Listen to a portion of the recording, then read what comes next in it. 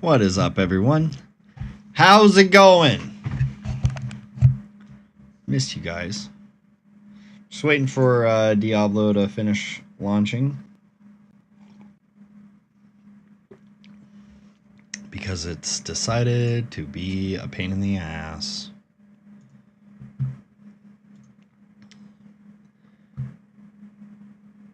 I'm gonna have to look at these patch notes to see what this update is for.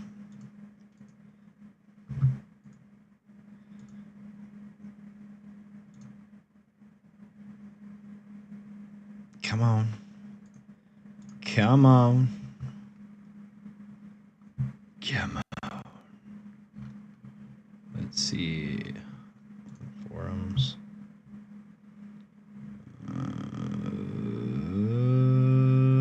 Bring sexy back. What?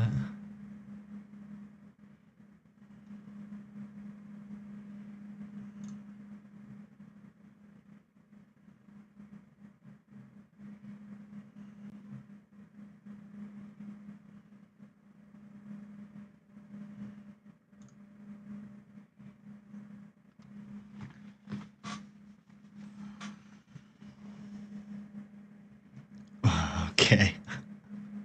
Just a freaking thread of people complaining about the freaking it's silly, the freaking females in Diablo. Like, come on, it's not that big of a deal. For a second there, I thought the freaking mic wasn't working. Would have been silly. Let's see. Oh, good, we're almost done. Update.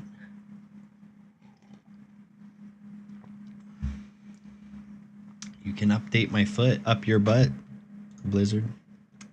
Hee hee hee. Tee hee hee.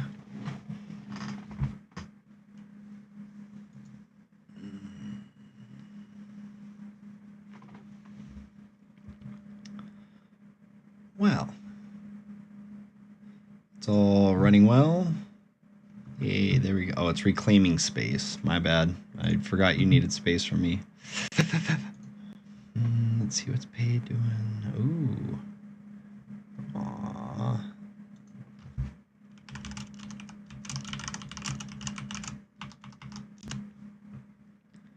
Come on along.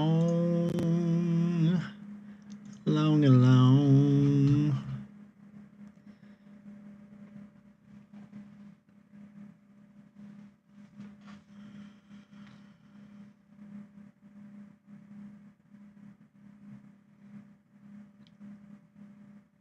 Wait, what was this? Okay.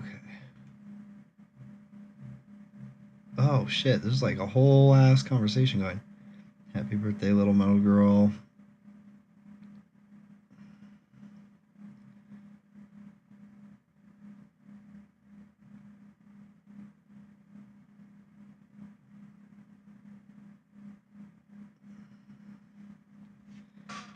Bunch of play games, we talk.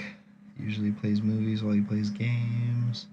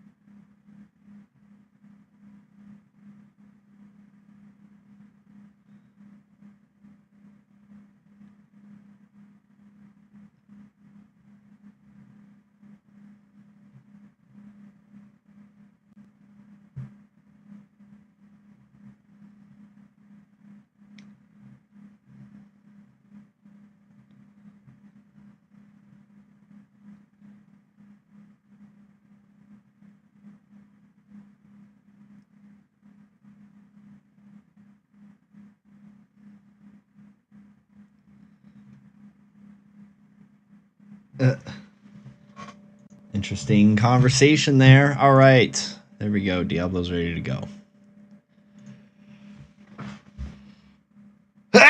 Oh, fuck. That was lovely. Really, really attractive. Came out of nowhere and punched me in the face.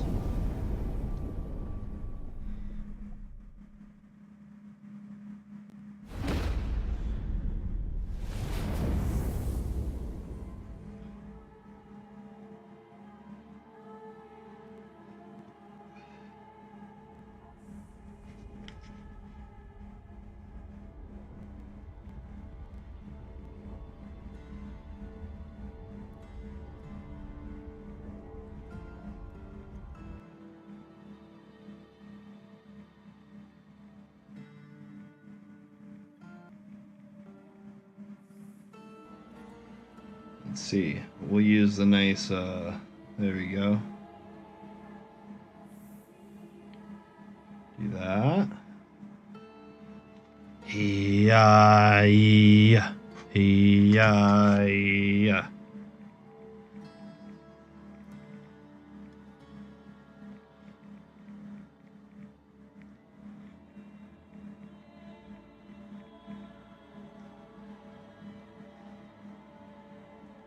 Damn. Instantly two. Instantly two. Okay. Let's see. I want to bump the YouTube view.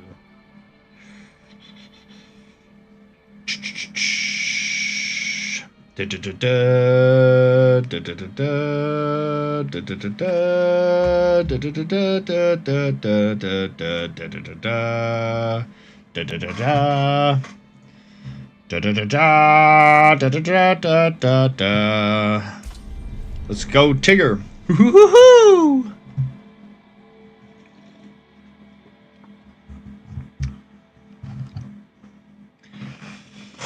Oh.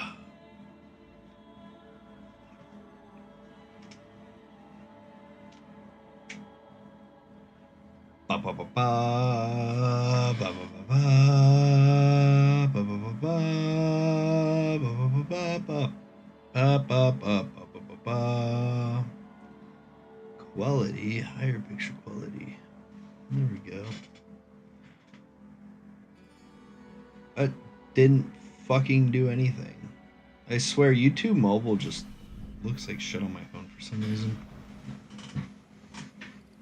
Should probably plug my phone in anyway.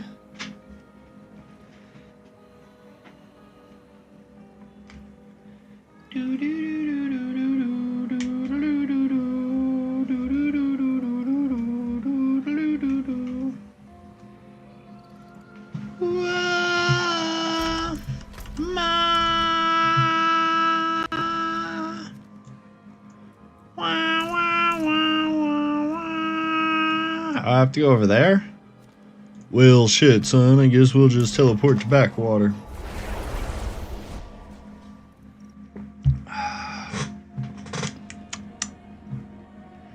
Necromancers have the ability to see and interact with corpses, killing enemies to spawn their corpse, and use that corpse to raise a skeleton to fight for you.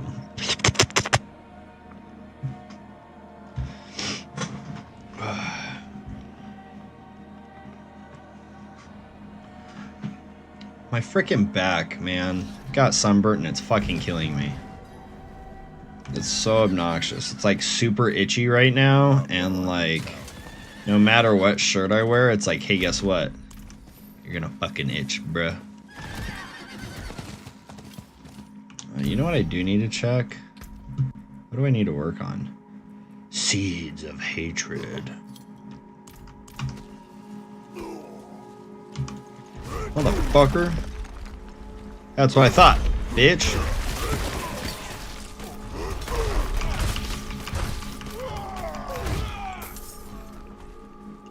There we go. Oh, let's do this.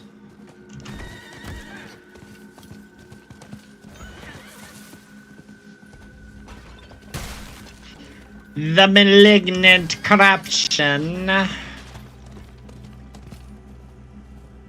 Malignant. Well, fuck you.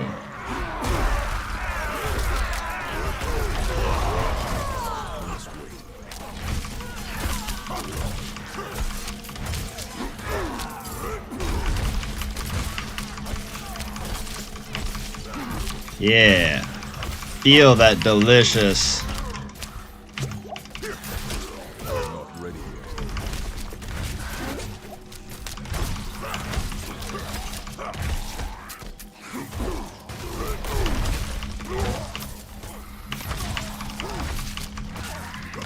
Die, motherfucker, die, motherfucker, die.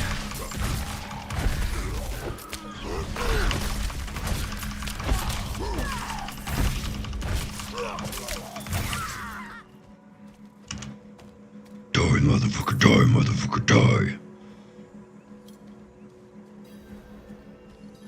It's a malignant pustule.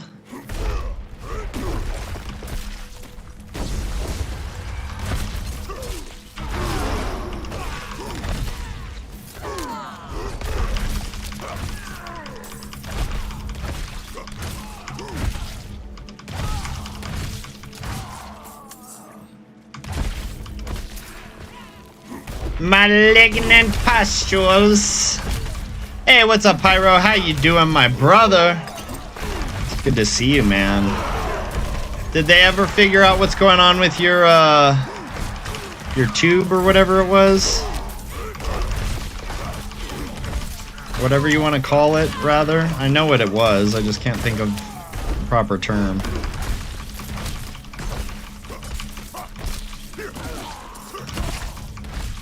Your tubules.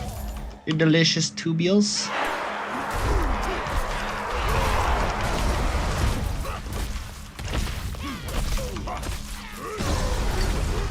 Well, that was horrendous.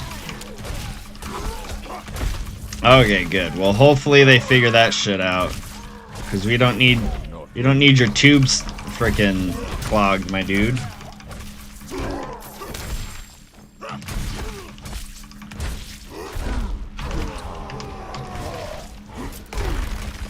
Oh, nice. How was your nap? I hope it was delicious. Yeah, that wasn't fucking... I fucking sucked at that. I'm not even gonna lie. Let's see. What do I need to do for this? Provoke. Aha, taunt. This will be your last stupid mistake. Yeah, there we go. Your last stupid mistake. Ah. I'm not ready yet.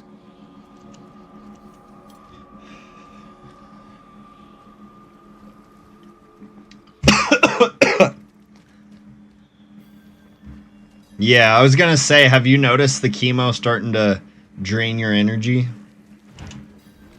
Fucking sucks, dude.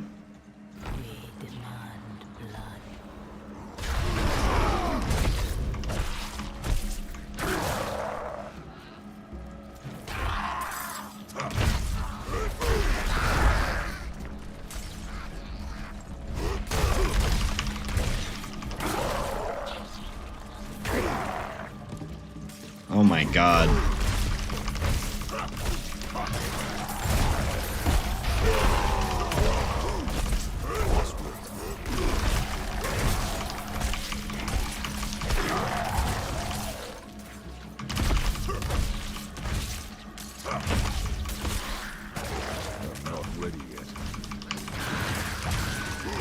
I'm just not strong enough to do these things, man.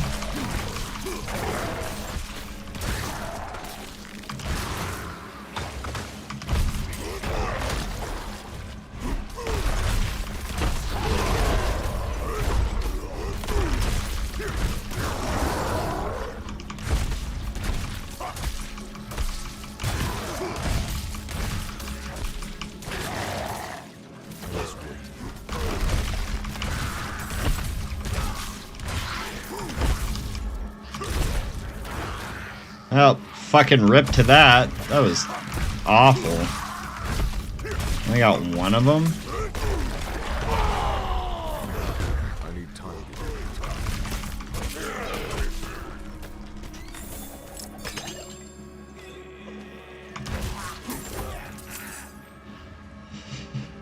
Oh, man. So how much more chemo do you got? 3 more, right? And then what's the game plan after that? Like, they check port, that's what it was. And they confirmed the port is in the right spot. They injected some dye. And they confirmed, yep, the port is open. We're just not getting any blood return. Weird. So bizarre.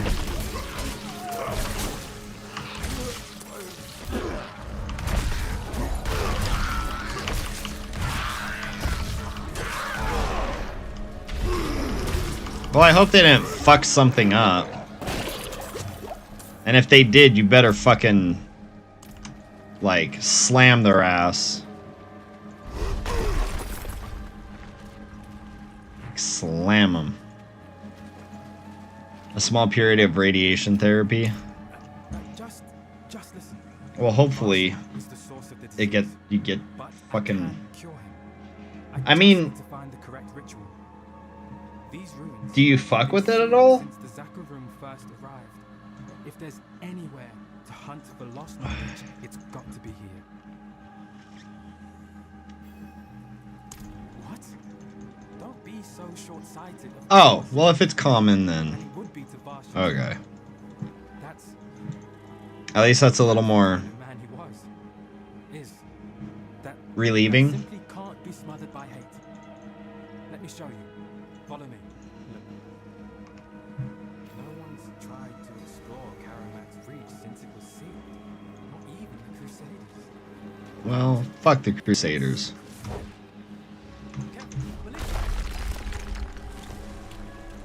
Malignant. Not ready yet.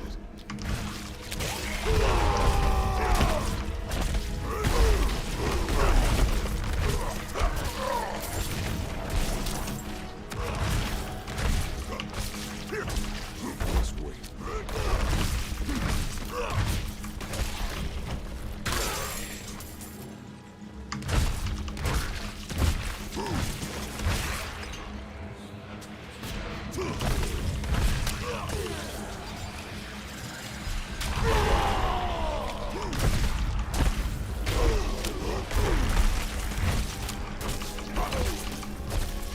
Not ready yet.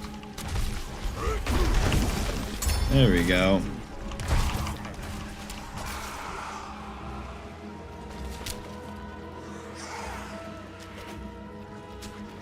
Not ready yet.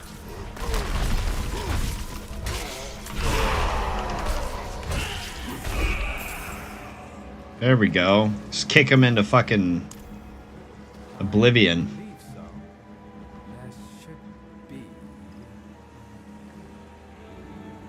Oh shit. Yeah, maybe. Ah, yes, here.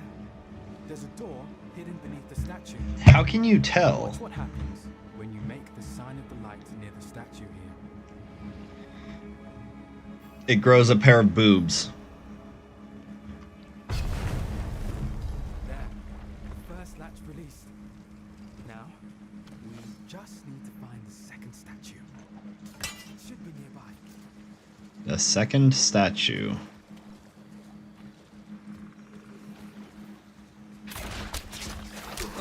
Not ready yet.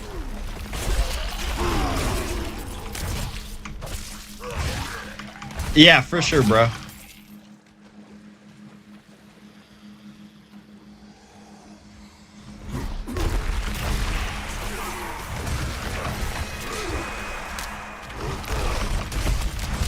Not ready yet.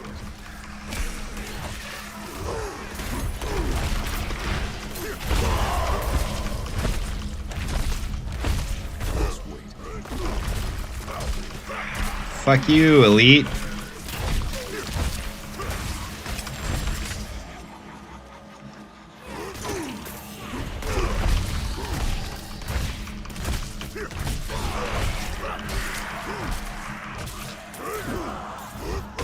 need time to do that. Oh, it's right there.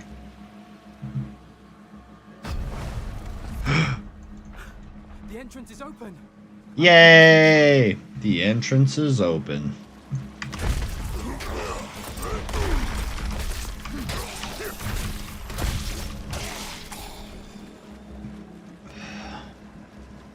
Yo, what's up, Tiny Muse? How you doing, homie? It's good to see you. How have you been? How have your streams been?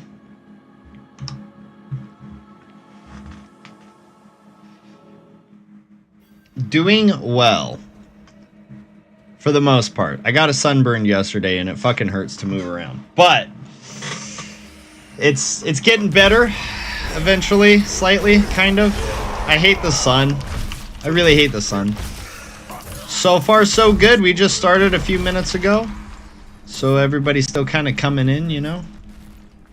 There's so much death Yeah. Welcome to Diablo.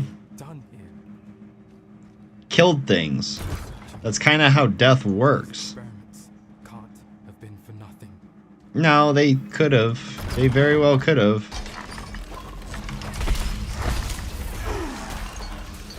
This dude, he's so cute. He's like, there's so much death. Why would there be death here?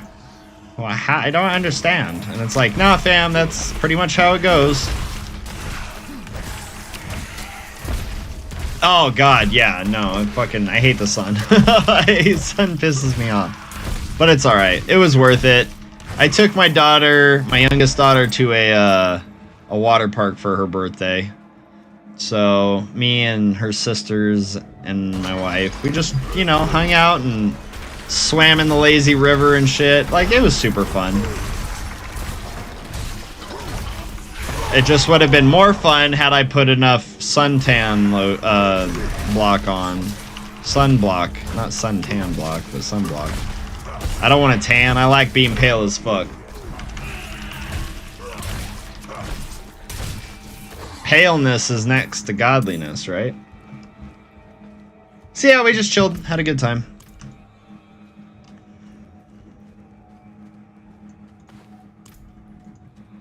A superior cage. Slay the angry spirit.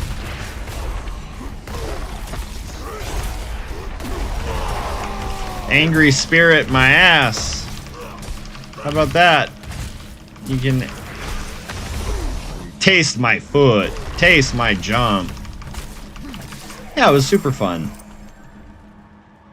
Why do I have a key? What was that key for?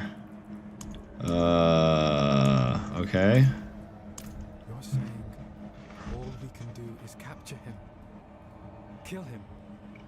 No. No. And light him on fire. That's unacceptable. All of this death and torment for what? Then all of those people corrupted are dead? Because of me? Yep, good job, Corman. You murdered everybody. I can't. Face the consequences of your actions. We can. Alright, we're gonna meet outside. I'm gonna call him a little bitch, and then we're gonna go kill the boss. Yeah, it was pretty fun. What about you, homie? What's new with you? How's life? What have you been up to? Tell me all the things. Or some of the things.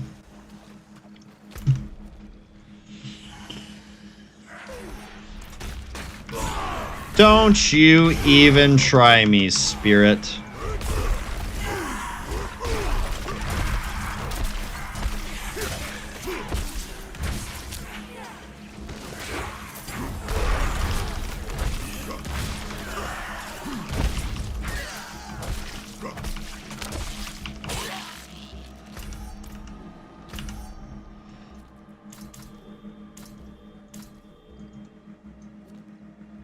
Nightmare.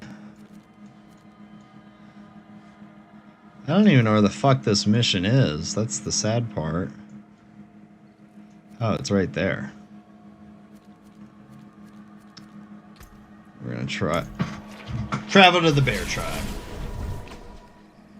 Travel to the bear tribe. Whoa.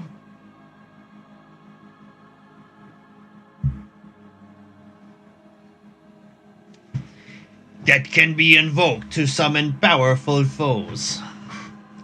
Thinking about fully switching to Kick. Been spending a lot of time with the kids on Saturday, and I'm going to be visiting your bestie all day. That's exciting. Yeah, no problem, Pyro. Were you doing both Twitch and Kick? Tiny.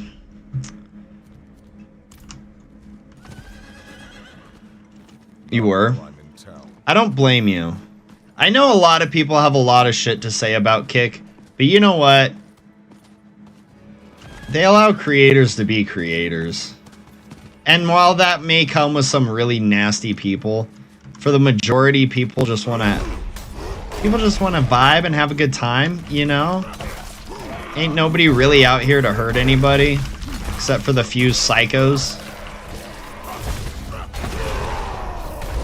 And I feel like Twitch, all they're doing is just digging a deeper hole of like, we own you, basically. That's why I just stopped. I was doing really well. And I'm honestly waiting for the day I get an email from Ubisoft saying that I'm no longer a partner because I'm streaming on Kick, not Twitch. But we'll see what happens. Maybe they won't care.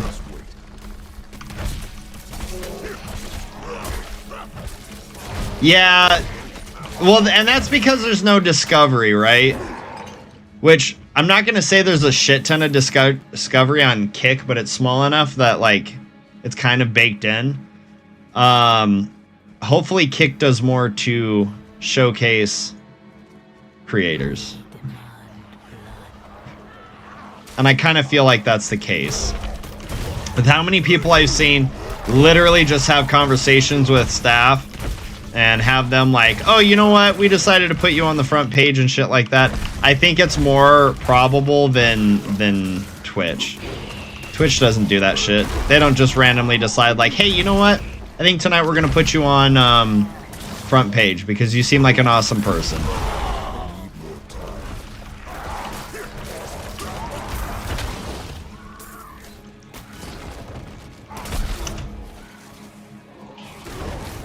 You have to pay? What?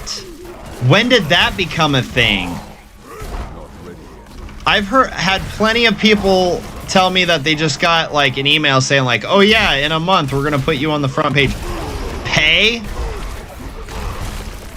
Well, that's true, Juke, you're right, but I'm still anticipating it. Like, you know, I'm just being smart and thinking ahead. Rip stream? Is anybody else having issues with stream? Or is it just Pyro? From what you've heard, that's insane. Okay, it's back. Okay, cool. Yeah, no. No. Twitch. Oh, you can pay to be on front page? Fuck off. Like, right the fuck off. Make me pay to fucking be on the front page. If I'm gonna do that, I might as well pay for an ad spot on, like, a radio station or something. What the hell?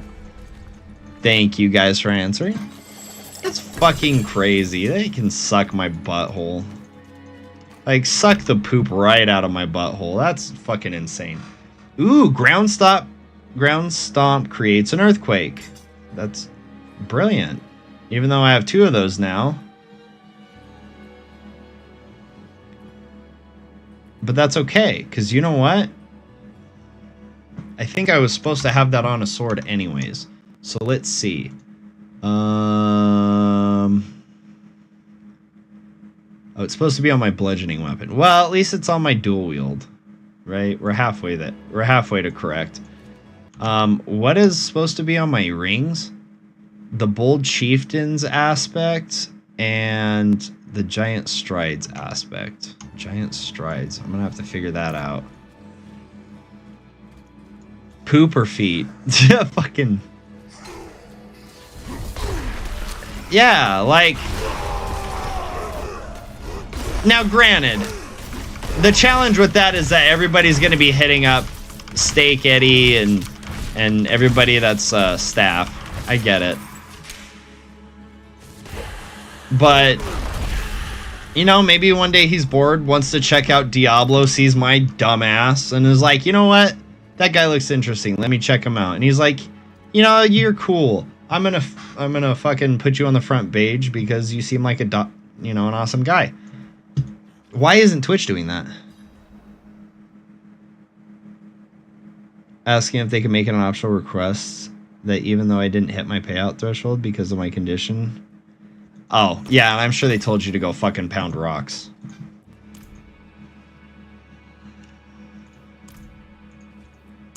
Thanks to your needs, I imagine Varsha. I bet you they told you to go pound rocks. Because they don't care.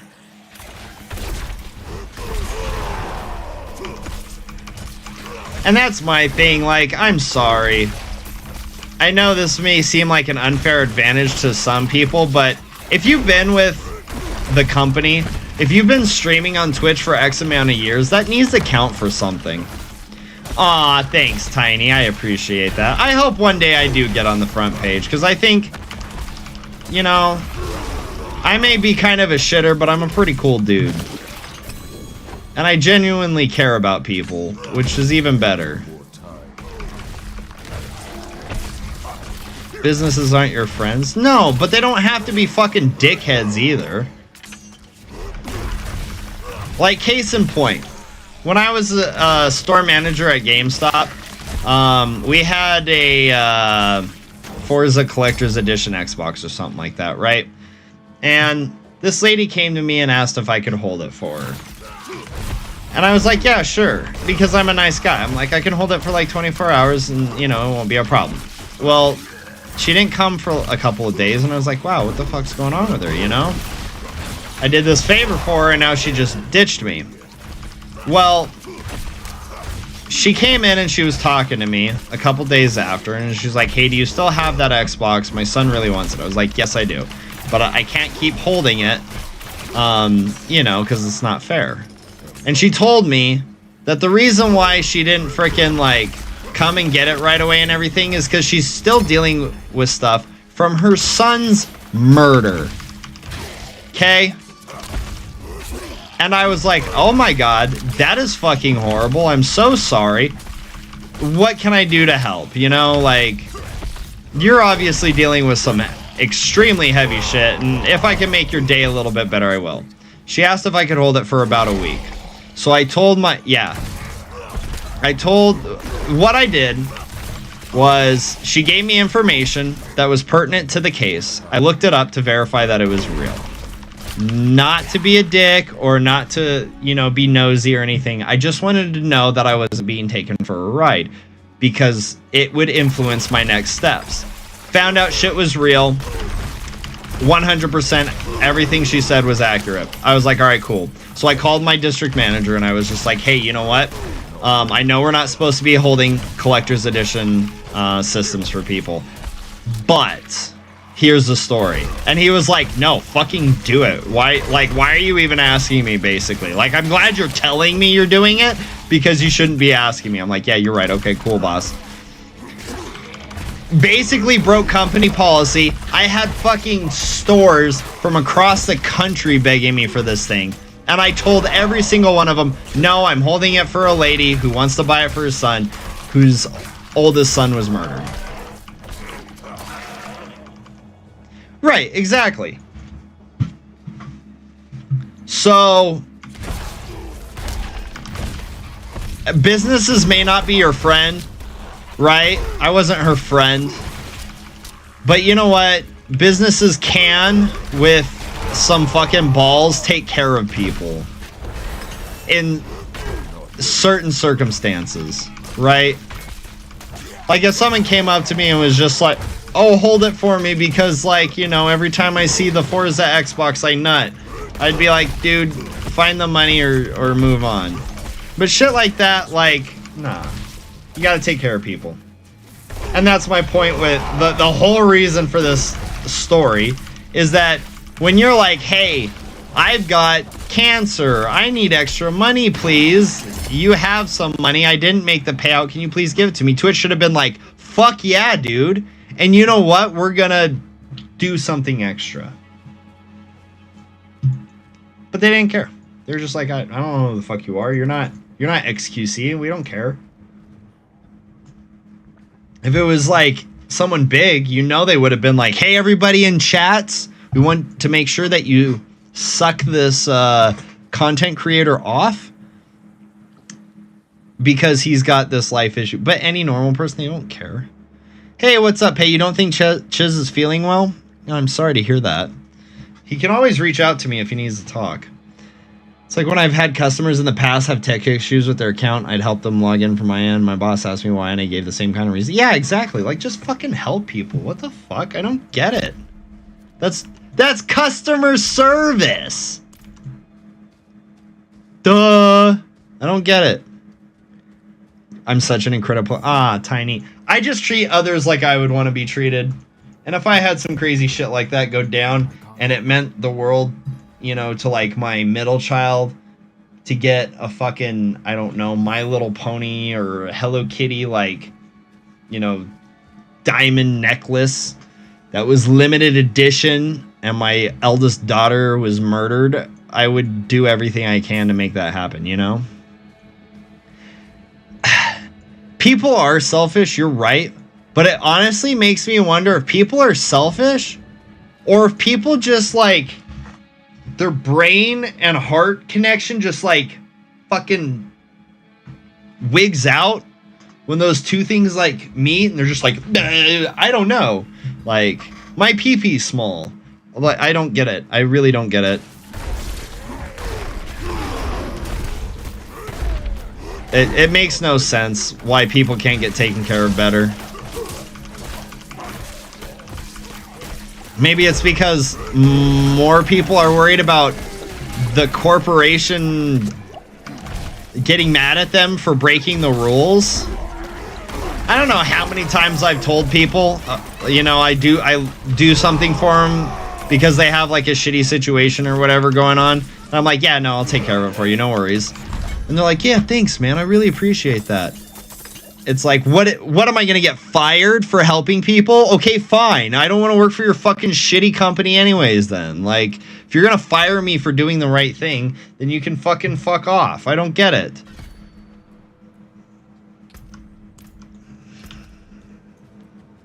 So, maybe that's why people get all freaked out and stuff and don't do the right thing. But it's so, like, it doesn't matter at that point, like, whatsoever. Leap creates an earthquake. Ground stop creates an earthquake. Oh, I got it. Okay. Skills have chance to knock down all enemies. Well, we're gonna slap that. Oh. Okay, well then we'll just break that down. Put it in there. Put this right there. Wait, cancel. This is 24% to 27%. This is 25% to 26%.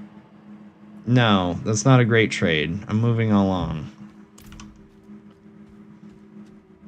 Hey, what's up, Wakeful?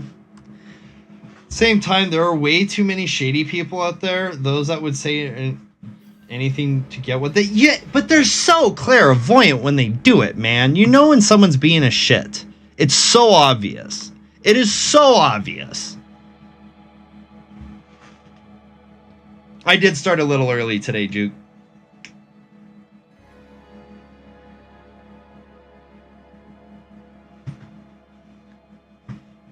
I'm doing well, Wakeful. Thank you for asking. People have become selfish for the stupidest of reasons, Pyro. I agree. But it's so obvious. Like, I've been shortchanged before. I knew something was up. I didn't trust my gut.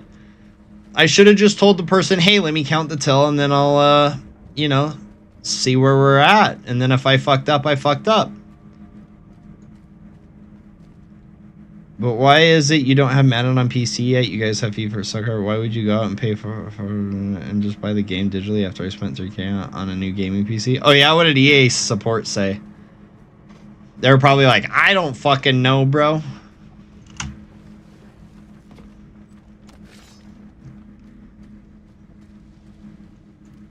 You can see, the thing is you can feel, I guess feel isn't quite the right word, but you can tell when someone's making excuses and someone has a genuine issue. And it's all in the delivery, right? here's the delivery difference. For example, with what I, you know, the story I told about the murdered son and everything. Hi, I would like you to break this rule because this is what happened to my family, and it would really mean a lot if you could stretch the rules so that we can get something nice for Christmas or whatever, right? And they actually poured it. That's badass, Pyro. Okay? Here is somebody trying to manipulate a situation to gain through thievery or shady actions.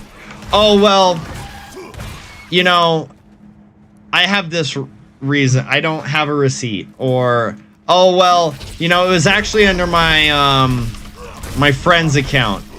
Oh, well, you know, it wasn't my credit card or debit card. It was my boyfriend's, girlfriend's, father's, uncle, whatever. They layer the excuses. That's when you know it's fucked up. Here's an example, and this isn't somebody necessarily being shady. It could have been, but it could also be that the person just didn't know what the fuck was going on. So I had a customer coming in saying that they paid for something that they didn't, right? And it was something that we could track with a computer, so we knew if they paid or not.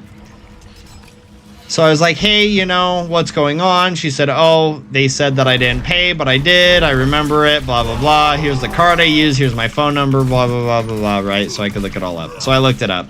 I was like, well, that didn't work, so let me try a different thing. And I looked it up a different way. Well, that didn't work, so let me try one last way. And I looked it up, couldn't find anything. And I went back to him. I was like, so the situation is, I have no record of you paying for anything. I used your card. I used your phone number, blah, blah, blah. It's not there. Sorry. And she said, okay, well, then I guess I'll pay for it when I come back. Okay, cool. Because she had to come back for a specific reason. I'm not going to say it. She was either just really ignorant or being shady. I kind of want to lean most likely to shady because it's not like she's a first-time shopper and just didn't know how the processes worked, right? Oh shit, I guess I gotta go to town. Or I can just get rid of this blue crap. What the fuck? No, we're gonna go to town.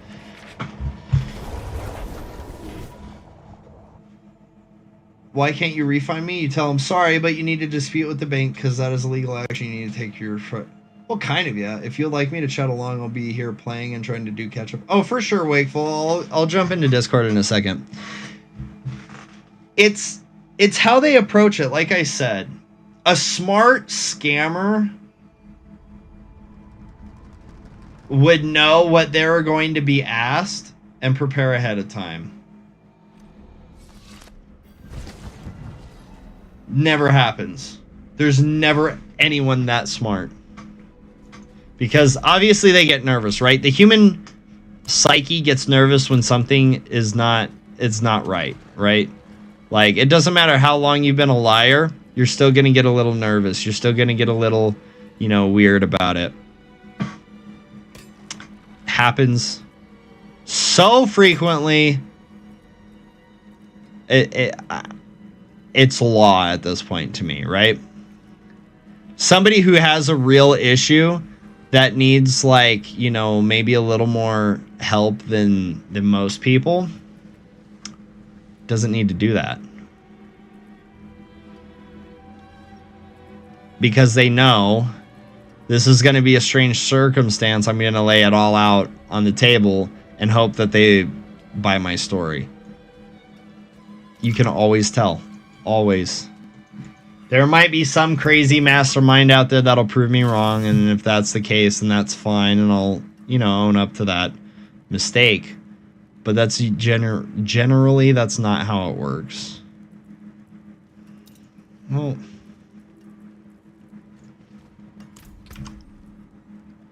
Is this the skills? Knockdown 24-17. 25-26.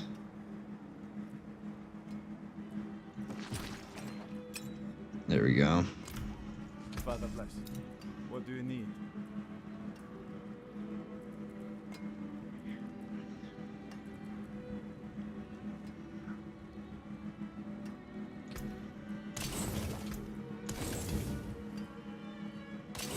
salvage.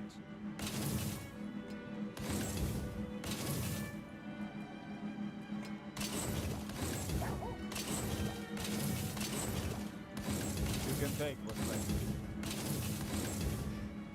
All right, for sure, Pyro. Outliers shouldn't be counted. Right, exactly. Outliers shouldn't be counted. Come back if you Because it's either A, not their fault, or B, it's just such a far out circumstance that you'd never be able to guess. Like, you'd never be able to make a proper adjustment for it, except for when you're in the moment. But I don't know, that's just me, I guess. Armor, when you deal any form of damage, stacking. Is that aspect? It doesn't say. Oh, disobedience, okay.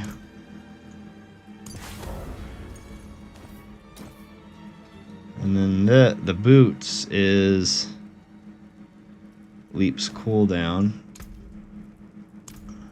which is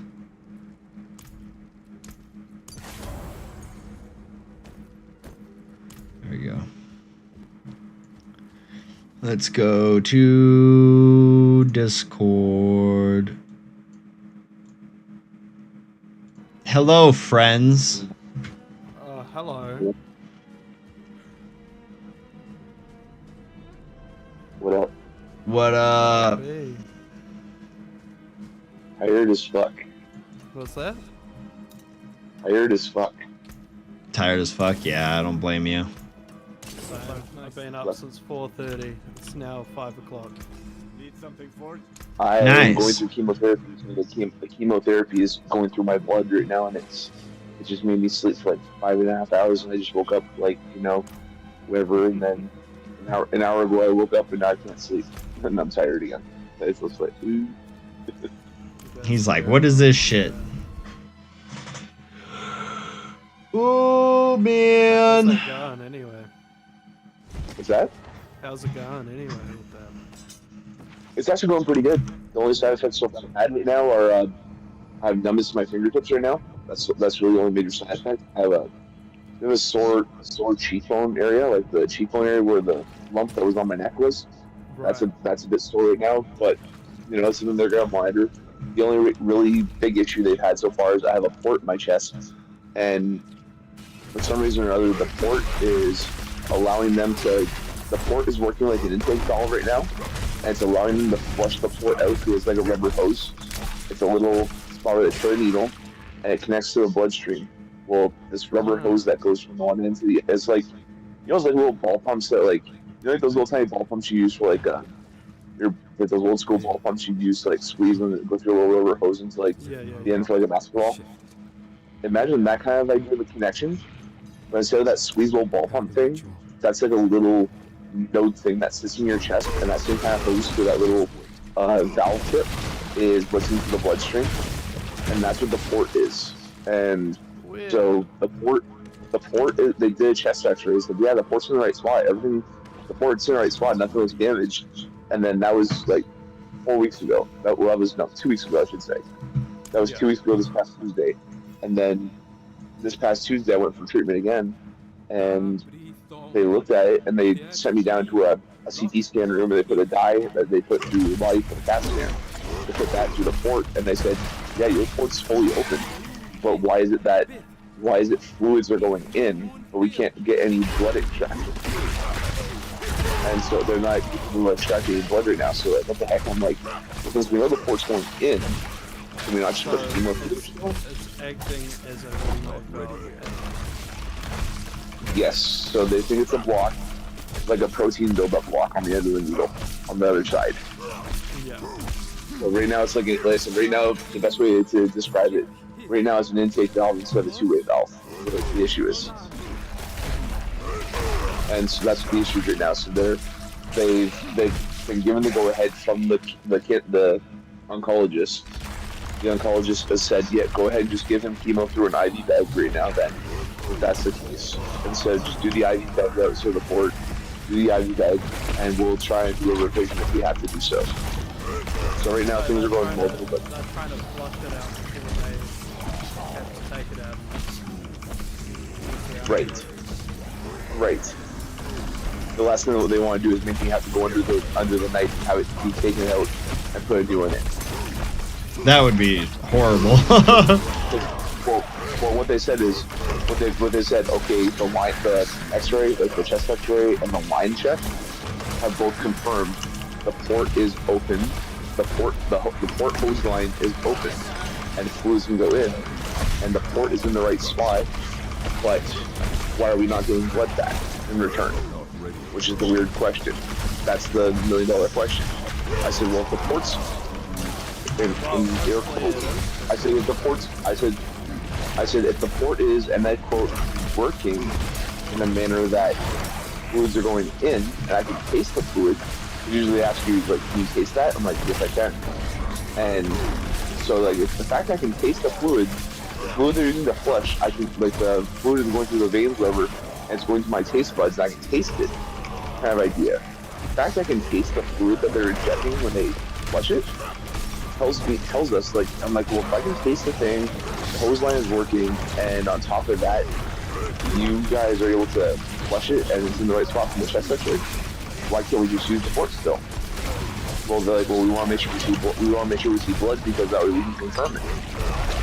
And you know, so they've tried whatever they could multiple times to clear it, but nothing yet. So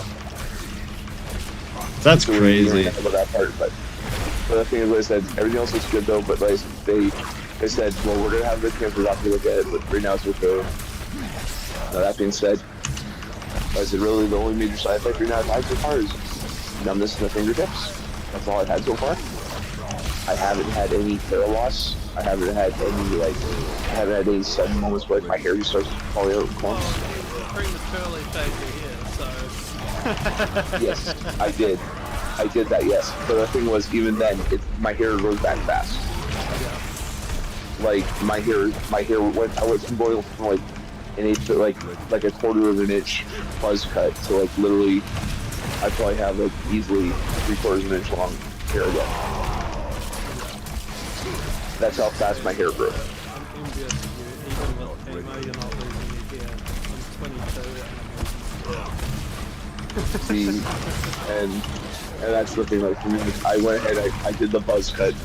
The first thing I joked about was I joked with Deli, and I said to Deli, I'm like, hey, look, I can pretend to be a fat pulse now. There you go. That's badass. I took a selfie and laid Deli, look, I can be a pulse now. And he's like, oh, I already did that once. So I'm like, I know you did. You're like, I know you did, but I'm not talking about you, motherfucker. I'm talking about me. It was pretty hilarious. Like, that's pretty funny, fucking funny. Not even gonna lie. Well, like I said, but the crazy part about it though is that like what's happened in the case of what's happening in the case of this though, the lump that was on my neck originally is basically gone now. Nice. The lump that was on my neck originally, it is literally like it's gone from like the major swelling that I had before. It's literally gone all the way down to like 95%, like completely gone. That's amazing. It's awesome. Like it's gone down that much.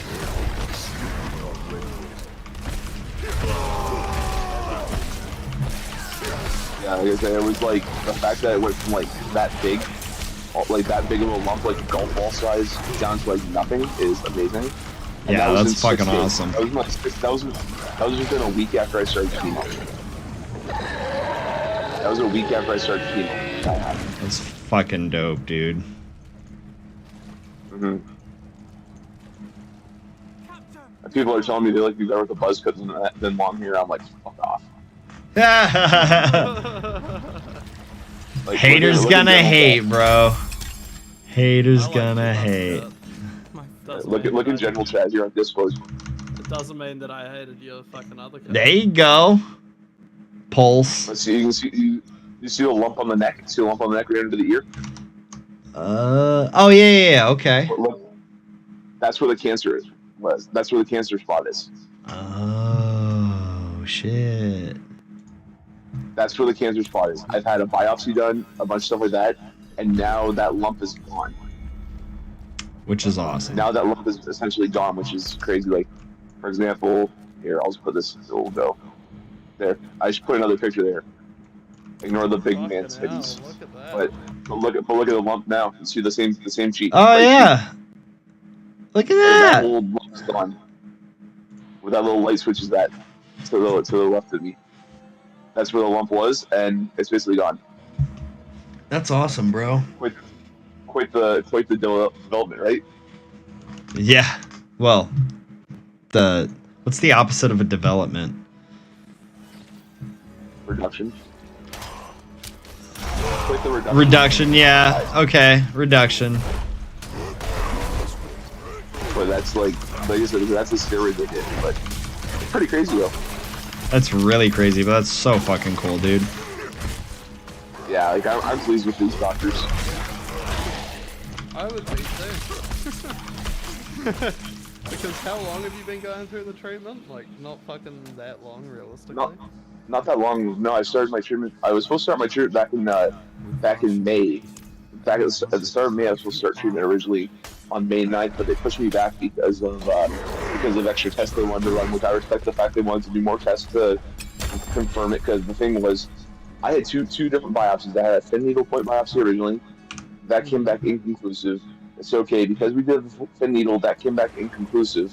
We want you to go for what's called a core biopsy, which is they took 5 different samples from a deeper part of the area where they took initially, and the samples were bigger. There were 5 different points, and they were deeper and bigger sample sizes. Those came back inconclusive initially. They were like, "How is this coming back inconclusive again? We're gonna send this to another lab. We're gonna have them look at it again." Well, then, to be on the safe side of things, the oncologist, he wanted to have confirmation that he was actually working, because the thing is, this cancer I have is non-classical Hodgkin lymphoma. There's 2 different forms of lymphoma: classical Hodgkin lymphoma and non-classical Hodgkin lymphoma. Non-classical Hodgkin lymphoma is the one that is 95% plus success treatable rates. The classical Hodgkin lymphoma is the one that takes a bit more time, and it depends on the oncologist's decision at that point. How long are you going to be going through it? So to confirm that, the fact that they said, "Well, we believe you have non-classical," which is a good sign, means it's a 95% success rate, which gets your hopes up. And the doctor kind of said sarcastically, "Look, if you're going to get any form of cancer, this is one you actually want to get, because it's the most treatable of all of them. This is one of the most treatable cancers of all time. So if you're going to get any form of cancer, this is one you actually want to get." And that's what he told me. He told me, he said it with a little bit of a cheeky laugh when he said it. And I respected the laugh and everything, because, you know, I'm like, well, I'm happy to hear that. I'm happy to hear that even though I do have a cancer, you know, I'm happy, at least I'm pleased to hear that the news of like that's the sigh of relief on that part, which is really nice. Yeah. But no, like I did, like I cut my hair off early enough that I donated it though for cancer as well. Like I took it with me to the cancer clinic. I said, by the way, I said, you remember how I said to the one nurse, you remember how I came in the first day, and the one major question I had was, what's going to happen with my really long hair? And she's like, I remember that. Yeah, I remember. I said, well, in case you haven't noticed, I said all the hair's been cut off. In this case here, I had the strand of hair tied at both ends.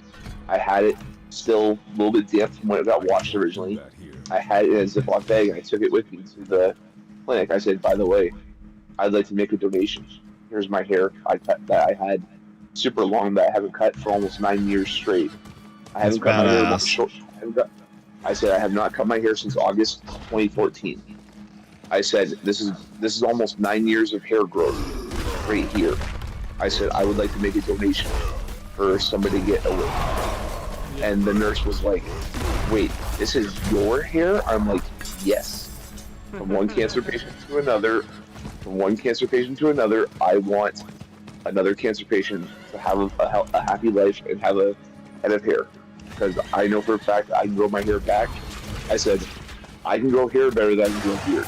So I might as well just grow hair again. There you go. So that's literally what I did. But no, that's what's happened there in that case. But no, just like I said, everything, all the outcomes, all the signs look like it's really positive so far. Had a lot of fun interactions with the doctors and stuff like that. Like, you know, me and the doctor, we've been joking. The crazy part is, you know, I've been maintaining the same height and weight like crazy. I've had no sudden loss of. I've had no sudden weight loss. Like weight has like just whoop like straight down like just straight down like crazy. Like I've That's had no loss of awesome. appetite. Like my appetite is like usually exactly like you know like my very first day the nurses were monitoring me. They're like, holy shit, you're a rock star. You got the blood pressure, your pulse, your blood pressure, your temperature, everything shows that you're super healthy. I'm like, so you're saying is I'm as healthy as a horse. So that's like I'm an athletic person that's healthy as a horse wrapped in a fat suit is what you're telling me. Like basically, yeah, that's what you are. I'm like, because I've been maintaining like 6'2", 345, but mind you, I'm broad shouldered. And I have a heavy muscular lower body. So the fact that I've been maintaining like, you know, 341 was the last time I got on the scale, 341, 343-ish. That was after taking like a glass of water with my medication in the morning before I went to treatment. You know, that's all I had though. But you know, like the fact that I've maintained around 6'2", 345-ish, so just to round it up, ballpark numbers. I'm like, you know, I'm like, first day of the cancer clinic, 6'2" and 345. My first response, holy shit, that was my weight. Those were my statistical numbers for height and weight when I played football 10 years ago. That's crazy. I looked at my mother. I'm like, that was my football weight 10 years ago. 6'2", 345. And that was weight that I gained because I was eating a bunch of shitload of junk food from the cafeteria in college. That was all college cafeteria food junk that I was eating, which got me to go up to that weight. But now it's like, you know, and the fact of the matter that, you know, hey, I remember I dropped actually was able to, when I, at that time, in 2014, I was actually able to, 2013, I had surgery in my tailbone area because I had what they call a polymeral cyst, which starts out as an ingrown hair. Yep. It starts out as an ingrown hair right in your tailbone area, and they call it a polymeral cyst is the technical term. What they consider is like a nest of hair. It's an ingrown hair, but it's one of the skin pore. It's a pore in the skin that doesn't open properly, let the hair come out. So the hair just stays as an ingrown hair and it just clumps itself up together and becomes an ingrown hair that turns into a mini cyst. Well, the worst part is it was right on the tailbone. So imagine going to like a gym and then going and doing like sit-ups.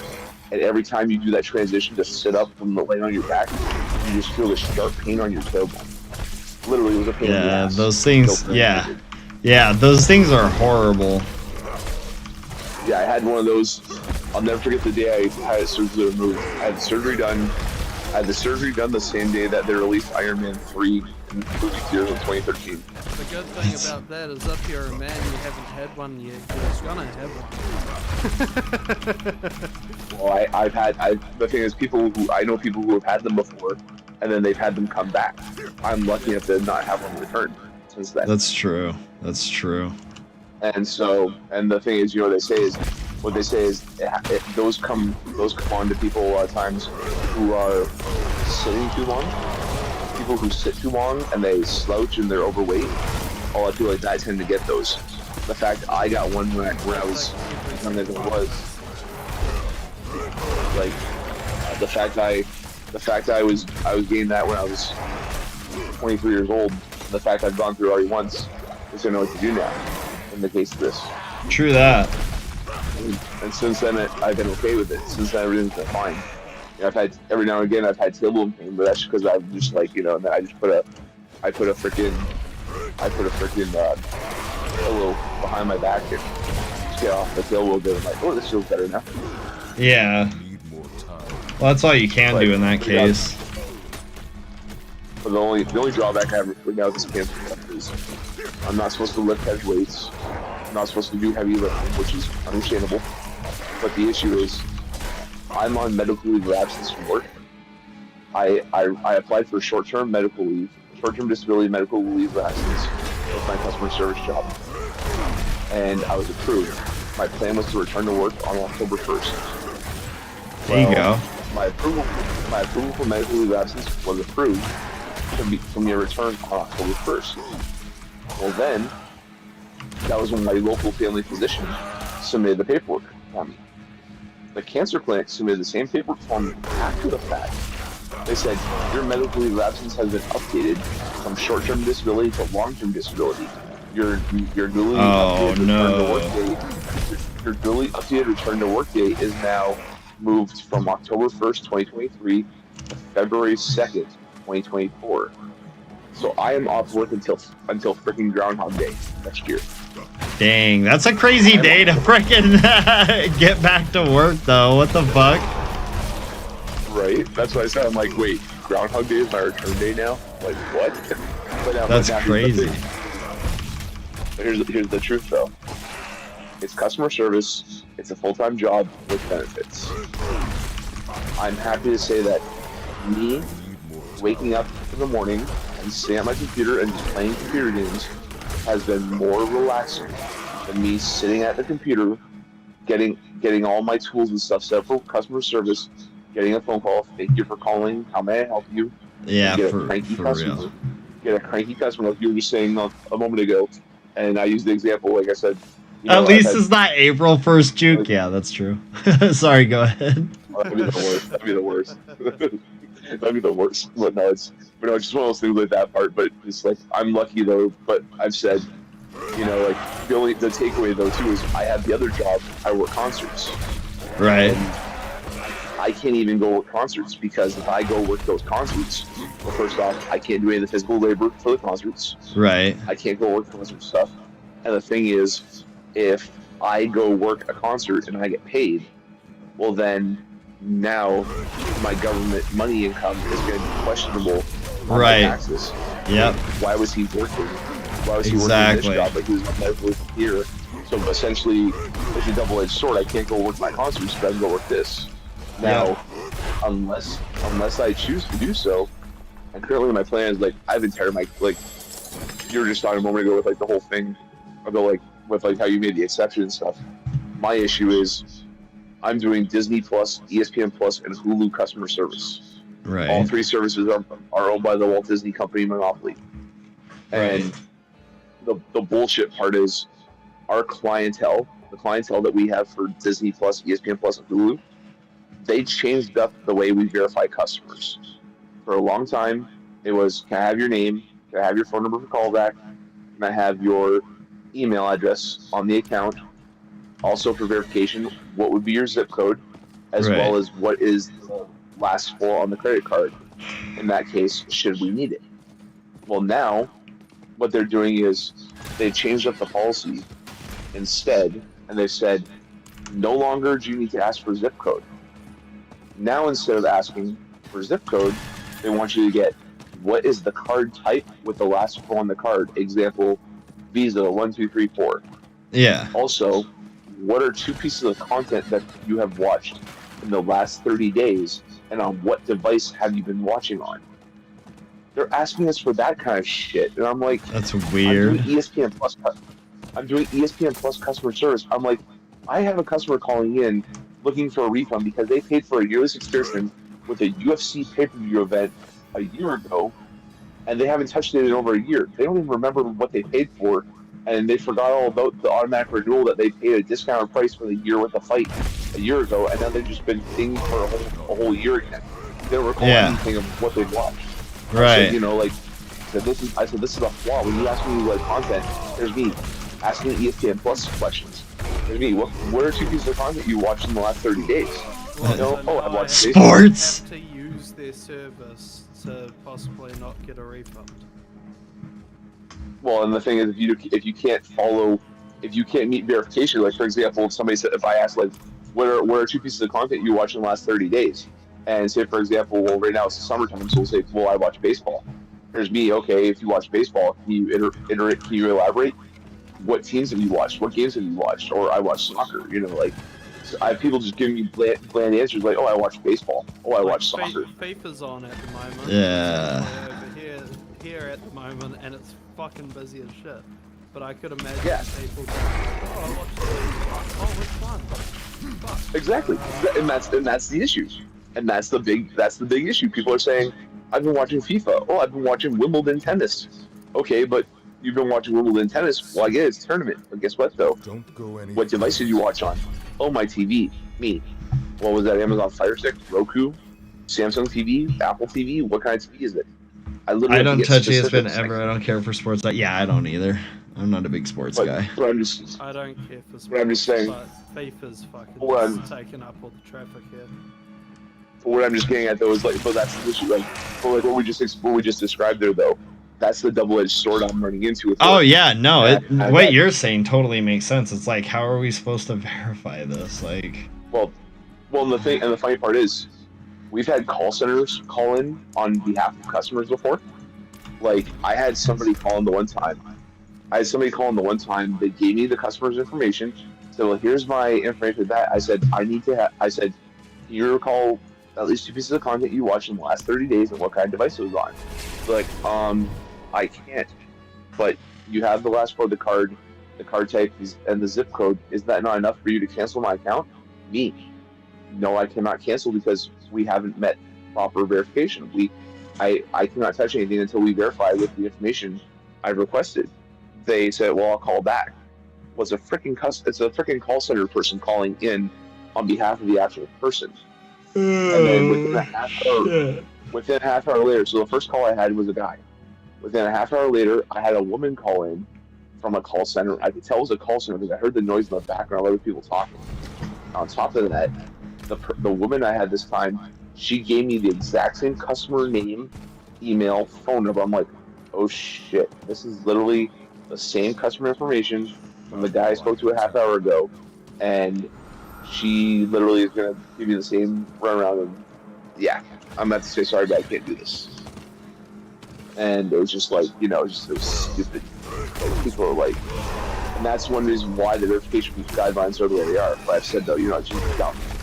Like, they said like, oh yeah, treat this like this, which it's so dumbfounded. I'm like, and I got to a point where I was actually, when we were changing our verification guidelines, they started doing what they call soft audits, like QA quality audits and stuff like that. They started doing soft audits, and I got an auto fail for not properly verifying. I'm like, I said, fuck this. I'm going back to the old school verification because it worked better for sports. And I told my manager, I'm like, these verification guidelines are broken because these are literally sports. The ones that they're making us do are more. I'm like, the ones they're making us do are. I can understand the ones that the verification guidelines we're on now. I can understand those for Disney Plus and for Hulu. yeah, Yes. because it's like specific content. Like, what did you watch before? The Witcher and, Avengers or whatever. Okay, cool, you're good. But like, But what if were you it's- watching? if it's- Sports. What sports? All the sports. Like, Exactly. You're not giving me specifics here. Like, oh, I watched this baseball team. I watched this. Like, oh, okay. Well, can you explain what device it was on? Okay, like I get that part, but when I'm like my manager, I'm like, they told me they just watched NCAA baseball, and they told me they watched, or they said I watched this school. Like, Right. I watched NCAA sport. And I watched this school. I'm like, okay, can I verify? Is that verification enough? Because they told me I watched NCAA college baseball, and they watched this baseball team. So does that mean they watched the same team from the men's and the women's, or did they only watch this? right, right. That's not enough to specify the answers, but I'm gonna go with it because that's all I can really take. Like, oh, you watch this. I'm like, oh, what teams? Oh, you watch this. Okay, it's a tournament play. Okay, well, like College World Series baseball. Okay, what teams? Right, right. Who was in the was in the finals? Like, oh, okay. Like, it's so hard to say. It's just bullshit. It's bullshit stuff. So I'm like, bro, like this, like, and I've said already. I said the fact I'm on this medicine. not ready. What's that? I just thought about it. I told my mother and I told my family, I'm like, honestly, the best part about having this long-term disability medical leave of absence, it's a mental relief too. Yeah, for sure. You don't have to deal with that dumb shit. Well, another thing is, I had so much mental health stress build up that like I was like, because my issue is I'm epileptic. Yeah. I'm an epileptic, and my epilepsy is not triggered by lights. My epilepsy is triggered by stress. You remember the movie Waterboy? Yep. You know how when he gets pissy, he would beat the Yep. shit out of people? Yep. That's my kind of epilepsy. Makes sense. And when you get cranky customers and you get stress build up and you want to talk to customers and suddenly you just snap on the phones and then you lose your job because it's your epilepsy kicking in, that's not right. Yeah, it's not. That. Yeah, it's. And so I went ahead, I contacted HR. I said, I don't want to be dealing with this stuff. They're doing this to us. I don't want to deal with this stuff. I want to make sure this is all cleared. I would like to go on medical leave of absence. And so the thing is, I'll say this though. Last Saturday, I was contacted earlier last week or a week ago. I was contacted by a varsity football coach here in my town, who is really good friends with me because we're both football coaches ourselves. I coach high school football. He's a varsity coach. He coaches high school football, and he knows I like to do video, and I've done video for him in the past. He literally asked me that we have our first playoff game. We have our first week of playoffs coming up this Saturday on July 22nd. Would you be willing to come up to the field with me and help me film the games? I'm like, sure, because I did it for free. I did it for free because I did it for free in a manner that, you know, like I can't be getting paid to do shows. I can't be getting paid right now, but you know what they did was I did it for free with the exception that the coach gave me a ride to the field. There you go. Free food the whole time. They gave Hell me free yeah. food from the concessions. They gave me free food from the concessions because I was part of the staff. In a way, I got free food out of it. So I got free food from the concessions because I was technically part of the team staff for the day. And I was up in the booth. I said the only request is I can be down outside helping a bit, but I'm gonna have to sit under the tents for a while because I'm undergoing chemo. I'm gonna have to stay out of the sun. Or I said, or as long as I can film, if I'm up in the booth filming, that'll be the best thing for me because then at least I'm in the shade. Right. So that was the benefit. And then I'm up in the booth and I'm talking with these. We had the cable TV broadcasters were there for the varsity. We had junior varsity first. We had varsity football after. We had 2 games that day. Well, I'm talking to the cable TV broadcaster guys that do the play-by-play on television. I know both of them really well because the one cable TV broadcaster, he coached my uncle in high school football, and nice. he was actually one of the founding coaches for the varsity football program. And the other broadcaster was a play-by-play guy who did hockey play-by-play and knew my grandfather when my grandfather was a hockey referee. So here I am That's talking badass. to these 2 play-by-play. Here I am talking to these 2 play-by-play, and they come up like for me. My issue is because of my family name alone, I'm a semi-public figure just in town because of my family name. Because they look at me and they say, "Wait, your last name is this?" I'm like, "Yes." Like, "Wait, are you related to this guy?" I'm like, "Yes, that's my grandfather." They're like, "Oh my god!" They're like, "Oh my gosh, I remember your grandfather was a hockey referee. He did this, he did this, he did this." That's crazy. He did all the crazy shit on the ice. The other one, they said, "Oh," he's like, "Wait, are you related to this guy?" I'm like, "Yeah, that's my uncle." He's like, "Oh my god, he was one of my best football players." Like, you know, just take you to that kind of stuff and just socialize and just like I said, public figure, sorta, yeah, no, but family. I mean, name as kinda, well, yeah. That's the cool. Nothing was too like. It's just like we're talking about shit and like I see the one guy. I'm like, so did you ever hear the time my grandfather my grandfather struggled to break up a brawl in hockey, so he did something out of the ordinary. And the commentator guy said, "Wait, is that the time? Was he the one who killed the power?" I'm like, "Yes, he did." That's Literally, funny. A bench clear brawl broke out in junior hockey game one night. A bench clear brawl broke out. It was like the movie Slapshot. Yeah. The whole bench clear brawl breaks out. My grandfather and the referees can't stop the fight. Can't stop the brawl. My grandfather goes to the end, to the one end of the ring where the Zamboni comes out at, and tells the guys, "Do me a favor. do me a favor. 30 seconds time.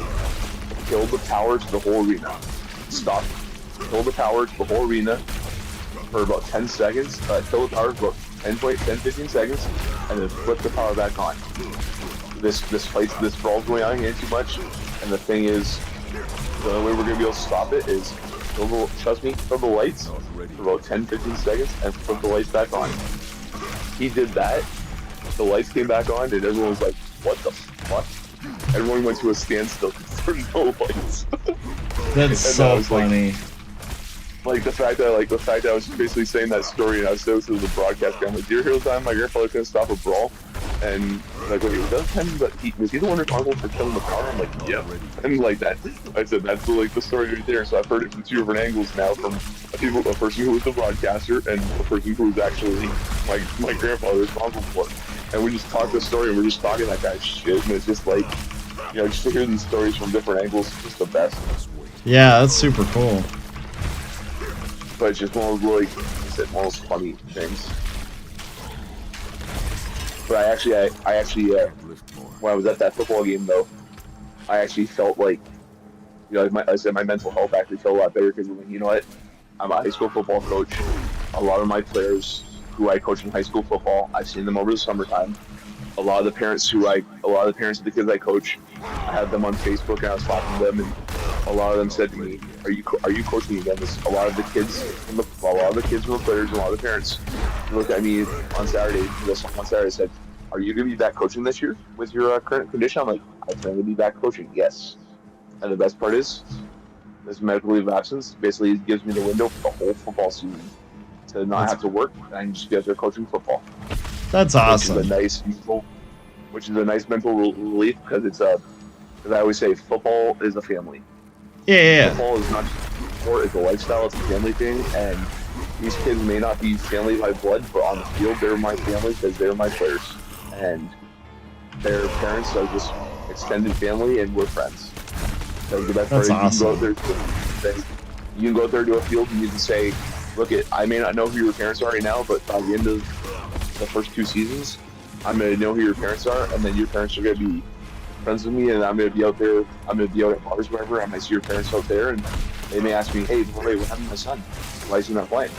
I'll say, 'Oh, your son did this,' or that kind of stuff. And it's just, we talk like Nice. that. We have fun little things, and then I told these parents, like, by the way, your son got injured in practice, which is why he's not doing well at this.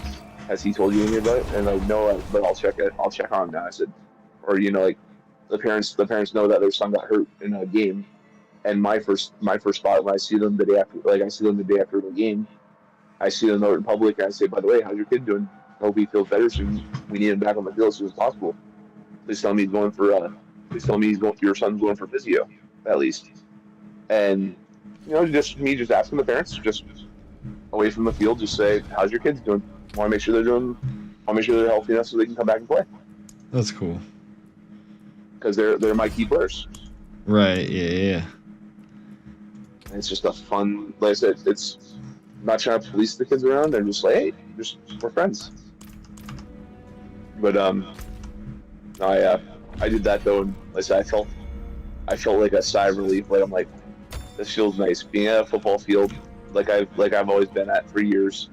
Being able to be standing behind a camera and filming is another fun part, and to be able to see a football team who I love to cheer for winning like crazy is another part right there. Just like, just be able to talk to people who I haven't talked to in months is like, this is amazing. Yeah, And for sure. that's why I love doing that stuff, and that's why I'm like, football season is gonna be a blast this year. And then I reached out to my boss from the casino with the concerts. I reached out to my boss with an email yesterday saying to them, I said, "I just want to give you a heads up notice." I said, "This is my current condition." Basically, like the message I sent you on Discord. I said, "This is my current status for my medical. Now I want you to note that I'm on a currently long-term disability medical leave of absence. Therefore, I can't work shows until the following date at the least. So because I can't work any shows till this date here, this means this part." So, but there's a loophole. The fact I can't come in to work a show doesn't mean I can't come in to see a show. Like, for example, in September we have Megadeth coming. Nice. Megadeth is coming in September. Maybe I'll go get concerts for Megadeth. Maybe I'll get tickets for Megadeth and go see it as a spectator. And I said to my boss, I'm like, you know, if I come see Megadeth, I said, if I come see a show in the near future, one request I'd like to ask now, before it's too late, is, are you okay if I come backstage? Even though I'm not working, would you make an acceptance if I were to come visit backstage and just say hello to all the crew? Because I said, I've seen some of the crew members out in public a few times, and it's nice to say hello to them, but I'd love to say, hey everyone, just so you know, I'm still here and kicking around, and I look forward to returning to work with you guys very soon. That's what, or I said, instead of me sitting up way high in the mezzanines, would you be cool if I come and just hang around in front of the house where the Right. you know, where the audio techs are, and just hang out there, just like prime seating right where front of house is. Like, where can I do that, or do I have to go back to my seats? That's all I'm asking, and I haven't got a response from that. But the idea behind it is just one of those little things. So just that alone is one thing, and you know, if it works out, it works out. But at least my boss is made aware now that my status, and we're all on good terms in there too. Right. But no, Nice. I plan to once my cancer stuff's out of the way, though, I plan to look for new work because I don't want to work customer service anymore. Don't blame you. Don't blame you at all. I'm so tired. I'm so tired of it. It's just like I'll probably go back to work and be like, you know, this is not my job. Goodbye. Right. And a friend of mine who used to work customer service with me, he actually just recently started a media business and said me out. He's like to me, I want you to join me on this media business journey, and I want you to be a co-owner with me on the business. So he's CEO and I'm COO basically. That's awesome. So I'm essentially a video producer on the side, and we're trying to get our business going. So the fact that if I can get the business going with that and get leads and stuff like that and start filming video for this, I'm like, you know what? That's a score. That's literally me saying, fuck customer service. I have a new job working in a video field that my friend and I founded, and we're both ex-employees of you from customer service. So Nice, Juke. That's awesome. I got a new job. That's my own business, and yeah, this is way better. There you go. That's awesome. And that's my plan right now. Hopefully that will go through and be successful, and then say, hey, look it, I can start my own media Fingers business. crossed, man. Yeah, for real. The issue is the market here where I'm at in my part of Canada is so small. So we're trying to outsource to like other places now and say we need this here for leads and stuff. Makes sense. Makes sense. Because the issue is, like, for example, the football coach who I talked to, I went there, I filmed the football games. Well, instead of me recording, like start recording, stop recording between every play for football like I usually do, I just let the cameras rolling the whole time. I let the cameras running the whole time, so I had to take all the footage, upload it to my computer, and then cut every little play out of game footage.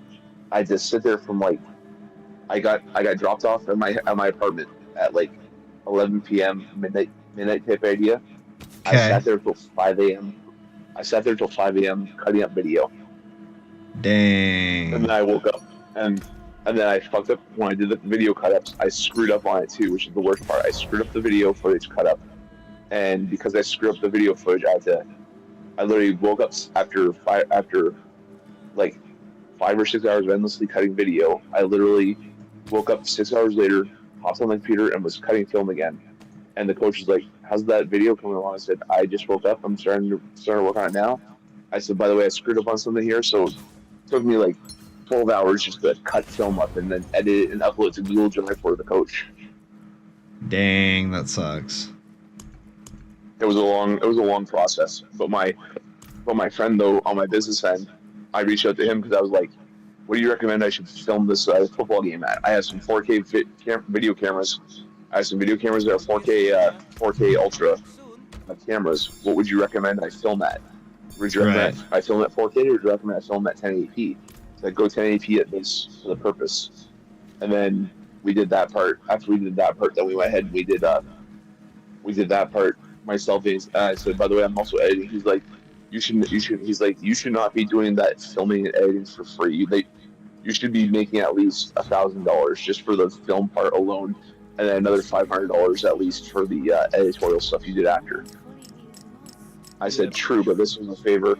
I said true, but this was a favor asked by the coach, and the coach and I are on very positive terms. I've worked with him for free in the past, and that's the thing is, and I'm gonna tell the coach. I'm gonna tell the coach for future. I said, by the way, if you don't mind me requesting, I'd like to charge a lump sum fee. I'm gonna probably be saying prices eventually, but because we're on such good terms, I cave in. I always help him for the purpose. Yeah. Because like I said, like because I think what he does too, well, you coach high school football. You're a volunteer for the high school football. You don't even get paid to coach high school football. You volunteer your time. You volunteer your free time to be at the field and coach, and you film the football games. You coach your O-line, D-line coach. You film the games when required to. You'll be the one that goes and films the games, or when required to, you'll even go up and do the scoreboard. You're a jack of all trades guy. You'll be out there coaching the line of scrimmage and practicing for game time, and then you'll literally go up to the booth at your home games and do the scoreboard for your own team. When we should have other people out there doing that stuff, and your fact that you're willing to go up and do that stuff is just a great sign of. It's just a great sign, and they appreciate it. So the fact that I do that part is like, hey, this is who I am. I'm willing to step up, and I'm always somebody who's willing to step and volunteer. And then that they look at me as a volunteer more and more. They say, hey, yeah, by the way, this, and like the coach gave me free food at the varsity football. They gave me free food and drinks the whole time, and they knew my medical condition, so they hooked me up the whole time with it too. Which is awesome. And the best part was July 21st was my birthday. Oh, my birthday nice. was back on July 21st. Yeah. So last Friday was my birthday, and then the Saturday after my birthday was the football game. And my grandmother makes this fudge that she's been cooking for years. Like there's a fudge recipe my grandmother makes. She's had this recipe from like the 60s. This fudge recipe from like the 60s. This is what my grandmother cooks. And this fudge recipe, it's maple walnut fudge. Literally, imagine opening a bag of brown sugar and getting like one of those giant ass clumps of brown sugar from the bag. Imagine taking a clump of brown sugar and just tossing that in your mouth and let it all dissolve. Sounds Imagine awesome. that alone. Imagine that. Mix that clump of brown sugar with some corn syrup and some crushed walnuts, and that's the fudge. Sounds bomb. It's awesome. Like the funny part is my grandmother, she makes it all the time. She makes it all the time for special events. She'll make it for Christmas. She'll make it and give it to us all as Christmas. She'll make a nice big batch of it and give it to all the family members for Christmas. Special occasions like birthdays and stuff, she'll make a whole batch of fudge for me for my birthday, for example, and then she'll make a small little batch that she'll give to other people in the family and stuff like that. Well, here's me. Normally, I'm a vulture and I eat all that fudge in like 5 minutes. This time around, I took all that fudge with me to the football field on Saturday last week. I took all that fudge with me to the football field, and I offered a piece of fudge to the coach. The coach was like, "Well, he's like, well, I'm a diabetic, so I really shouldn't." I'm like, I understand that, but I said, you've had brown sugar stuff before, though. Obviously, it's like, yeah. I'm like, having a bite of this is like eating brown sugar, and it's like eating a clump of brown sugar. That's really what it is. And the coach took a bite, and he's like, I got him wired. It was like getting somebody wired on crack. It was like, he's like, ooh, like the sugar just it was one of those like reactions like, ooh, what the fuck is this? Like they got him wired for getting home and stuff. The fact that he's diabetic, I felt bad, but he tried it, and then I let the coach's wife, I let her try some, I let his daughter try some, and his wife and his daughter's like, oh my god, that fudge is gonna die for it. Trust me, if you guys want to try it. So here's me sharing the fudge with all the people that are at the concession stand. I'm like, here, do you guys like a piece of fudge? Like, where do you get that from? I said, my grandmother made it. It's a recipe she's been doing for years. And I offered, and they're like, oh my god, that's good. It was just like, I gave some of the football players to my coach. I said, hey, you guys want some of this stuff? And like, one kid's like, sure. And he just played a game, and he's like, oh my god, this is good. And a couple other kids like, yeah, I'll take some. And just then we're up in the booth. We're up in the booth, and we're walking. And like I said, the fact that I would probably have gone through that like whole bin of like fudge in like 5 minutes, and was somehow able to refrain from eating it all myself, and I shared it like crazy. I'm like, hey, that's a sign of me showing that I know how I'm going through with the medical stuff, and I'm like, I want to treat people. And like, what? Fair enough. But like Pretty some cool. people, like I said, I got them wired. must I got them wired. They had such crazy sugar highs after. I'm like, whoops. It happens with fudge. Well, the Especially best is good the caramel fudge corn like my that. grandmother did. Yeah. My grandmother was caramel corn. Oh, She makes really? Caramel corn too in the best place. My grandmother, when she makes caramel corn, it's even funnier because the caramel corn she makes. I used to work for an arena, and we had a bunch of guys that are international exchange students from India come this Uh-huh. way to work one time, and I had caramel corn right before the holidays. I had a bag of it with me at the arena, and these guys from India, they're I could tell they were a little hungry and stuff. They were like, they're tired. They looked fatigued. They were tired. They had water and stuff. And I offered the one Indian guy, I'm like, would you like some of my caramel corn? And the guy's like, no, I'm okay. And I said, you sure? It's not, I'm like, it's homemade. It's not store bought. This is literally, I'm like, this is homemade caramel corn that my grandmother's been making for years. And I said, it's not like buying Cracker Jacks at your grocery store. I'm like, it's not like buying the pre-made stuff you see in the grocery store, the mini just like Cracker Jacks. I'm like, this is homemade. This is the original caramel corn. I'm like, here, try a piece. He grabs a piece of caramel corn. It's a clump like an inch thick. He took a bite and the guy got wired. And I'm like, oh shit! I see this Indian guy go crazy all over here, all over here. He's running around like crazy. He's all wired up and everything. He's like, oh, I can work all night now. I'm like, That's funny. whoops. I'm like, whoops. Like, I just showed you how Middle Eastern people having North American cooked food, how they react to it. It was like, good gosh. Like I was amazed at it. You could smell the curry on them though. You could smell the scent of curry on their clothing so much. The fact that I gave them some freaking like nothing against the curry stuff. Nothing against curry. Like, you could smell the scent of curry, which is one thing. Right. The funny part is I gave them the caramel corn, and at the end of the night they stayed at the arena waiting for a bus. I said, hey, I have a little bit of caramel corn left over. I don't really want to take this back home. You guys gotta stay here. You guys want this caramel corn to finish? And the same guy who took a bite earlier, he swiped that whole bag out of my hand. He's like, mine. That's funny. Like I swear, like me giving people sugar is the same as like me giving people wire on sugar for my grandmother's homemade sugar products is like getting somebody drunk for the first time on their birthday. That's funny. It's instead of me abusing alcohol, I abuse sugar. Sugar, yeah, that's hilarious. Subject 23. The plague of Arcanus I'll was frickin', born from the dead of this I'll make- city. Like all of the corpses here, 23's tissue appears flush with the demonic ether. Oh, he disconnected. Still alive, in a sense, Uh-oh. after decades of decay. If this vitality His phone might have died. I Possibly. That's unfortunate. Not ready yet. So how's season 1 going for you, Wakeful?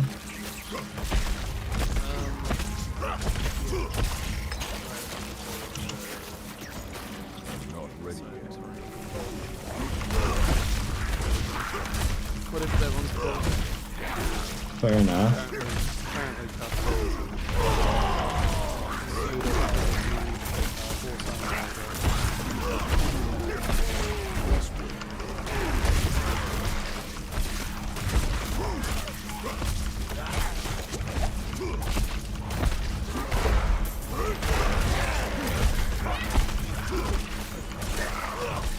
Oh, okay, Discord crash. Give me 1 second, Wakeful.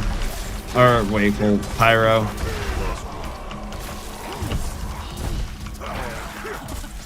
Yeah, Discord crashed. Oh, there you go. What's up? Everything's good. Yeah, just Discord crashed on mobile. It happens.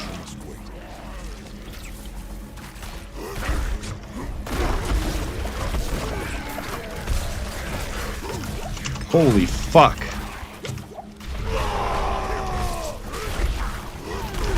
All the bars and stuff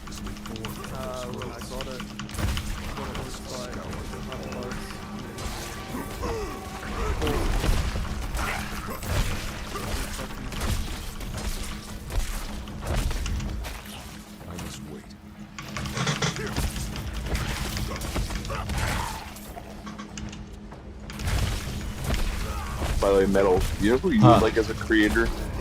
Huh. You know who you would like as a creator? You ever heard of Spectre Media Group? No. So this guy here, Spectre Sound Studio. Have you ever heard of that? I don't think so. So there's Fuck. a YouTube channel. Uh-huh. There's a YouTube channel called Spectre Sound Studio. Okay. And this guy here, he's a lunatic metalhead guy from my area. And he streams on YouTube and Twitch, and he does reviews and stuff. He's a sound engineer on top of that. Fucking hilarious. Interesting. I'll have to check him out. I'll put his YouTube channel in Discord here. Okie dokie. Not ready yet. He's a diehard heavy metal fan. He likes to criticize. He likes to talk about like he likes to compare like Dave Mustaine's Flying V to like knockoff Flying V brands. He likes to talk about Iron Maiden. Nice. He's really funny. Like I said, his name is Glenn Fricker. Interesting. This motherfucker's gonna kill me. No! God damn it! His YouTube description: helping you make better recordings by cutting through the bull. Hit the bell for notifications, new videos. Hit all if you actually want to see them. Greetings, I'm Glenn Fricker, engineer at Spectre Sound Studio. I love making records, and after doing it for 16 years, I want to pass what I've learned. So he does tutorials and shit too. And he reviews tech and shit. Cool. The guy, you can tell he's like in his 60s. He's like a 60-plus-year-old metalhead guy. He's just fucking entertaining. Sounds entertaining. Anybody who's a metalhead's entertaining. We both know that. Trust me. Sometimes. I've seen some quote-unquote metal channels that were not very entertaining. Fuck. I'm talking about ourselves. Huh? I'm talking about ourselves as metalheads. Oh, yeah, I gotcha. Yeah, I haven't streamed since March 6th last. I must wait. Well, hopefully you can get back to it soon. Well, I If you can want jump back to. and stream anytime I want. I can That's jump back and true. stream anytime I want. I just been, medical stuff's been taking its toll, and I still feel like, yeah, I'll plan to come back soon. Yeah. I think my plan is probably start of August I'll return. What I There did you was, go. my main reason for taking such a long break from Twitch, though, was obviously the medical stuff was the first part. Right. Medical was the first key part to it. The second part, though, was I wanted to test the theory with some stuff regarding Twitch. Oh, yeah? And obviously, the things I want to test right now, I want to see if there's a way with Twitch to kind of pad my stats and reset my statistical numbers. And what do I mean by that? I mean, like, my average viewer count, my watch history. I want to see if I can pad those stats by way of, like, I've had an average concurrent viewer of like 2.5 to like 5 type thing. Because I stream for such excessive time spans and so spontaneous. Well, because of that part there, I'm trying to think about if I make a stream schedule. Maybe I stream once or maybe if I stream twice a week, just twice a week, like a Tuesday. Maybe I stream like a Wednesday and a Thursday, or a Wednesday and a Friday, or like that kind of I stream twice a week. At most. I only do like 2 hours streams. 2 hours of stream, and then it's done. 2 hour cap stream, 2 to 3 hour cap stream, 2 streams a week. See how that goes, and see what my numbers are. Essentially, kind of like how our friends, all of our friends, how they first grinded to affiliate. Right. Kind of like how the whole path of affiliate type stuff was. Oh, you have to stream for this many hours, this many viewers. Kind of cap my stream, and I want to see like what would happen for a month of stream like that. would it actually make your numbers tank again, or would it make your numbers look more consistent? I don't know. That's a good question. I don't know if they have that much AI technology behind it though to really like algorithm it. But it's worth a shot. If you're consistent on your schedule though, that's the key part. The real question is, oh yeah, your average viewers from the last 30 days is this. But yet that number is actually off because you have it streamed for months. Right. So if you can take from, like for my case here, say March 6th to August 1st, that number there is way off. Well, if I go from August 1st, say August 1st to September 1st, well, what's my numbers now? Yeah, I get your concept. I just don't know. I don't know if that's quite how Twitch works, but it's worth a shot. You never know. Maybe you discover something really cool that a lot of people don't know, you know? People like me, why have you stopped making YouTube content? I'm like, because medical. Well, yeah. But like I will say though, what I said, the one thing I told you on one thing what I said when I like that one thing you and I were talking about last time when I replied to you on Twitter. One thing I remember, I was watching Shroud. When Shroud made his return back to Twitch. When Shroud made his return back to Twitch, the first thing everyone said to him, you should go back to Counter-Strike, because he was a CSGO pro. Because he was a pro CSGO pro, that's how everyone knew him. So everyone told him, are you going back to CSGO, or are you going to play Valorant, you going to play PUBG? And he said to the viewers, I will play whatever I decide to play. I'm not letting anybody control me. I'm not letting anybody from my viewers, if viewers want me to play something, they can give suggestions, and I might consider it. But I'm not going to force people. I'm gonna have people force my hand to play this game unless it's somebody who's maybe another creator that wants to actually collab with me, for example. Well then obviously, you know, the whole Dr. Disrespect bullshit that happened. Right. Basically forced streamers to stop being able to play with Doc. Well, people are telling Shroud, you know, he's on Twitch, why don't you play with Doc? He's like, well, I can't. As fun as it would be to go play PUBG with Doc, for example. Why would I risk my channel to play with Doc? Right, exactly. And that's the bullshit stuff. So it is, you know, that's why I said that stuff before. Like, so you know, people are trying to tell them go play with Doc, go do this, go do that. Like, no, I'll do what I want. Type idea. If you guys don't like my choices, like you know, I'm trying to make content for you as a viewer, but I'm trying to make content that I know I'm going to enjoy doing.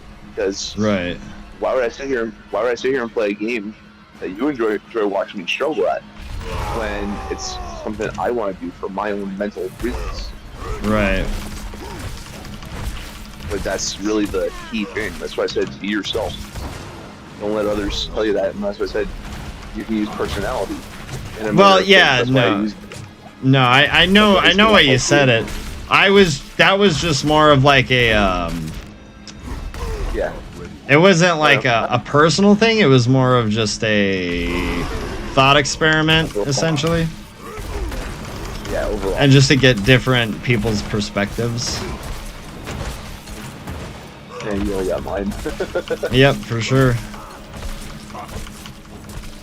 But that kind of idea, so that's why I said personality. I had a buddy of mine once that I had a friend of mine one time.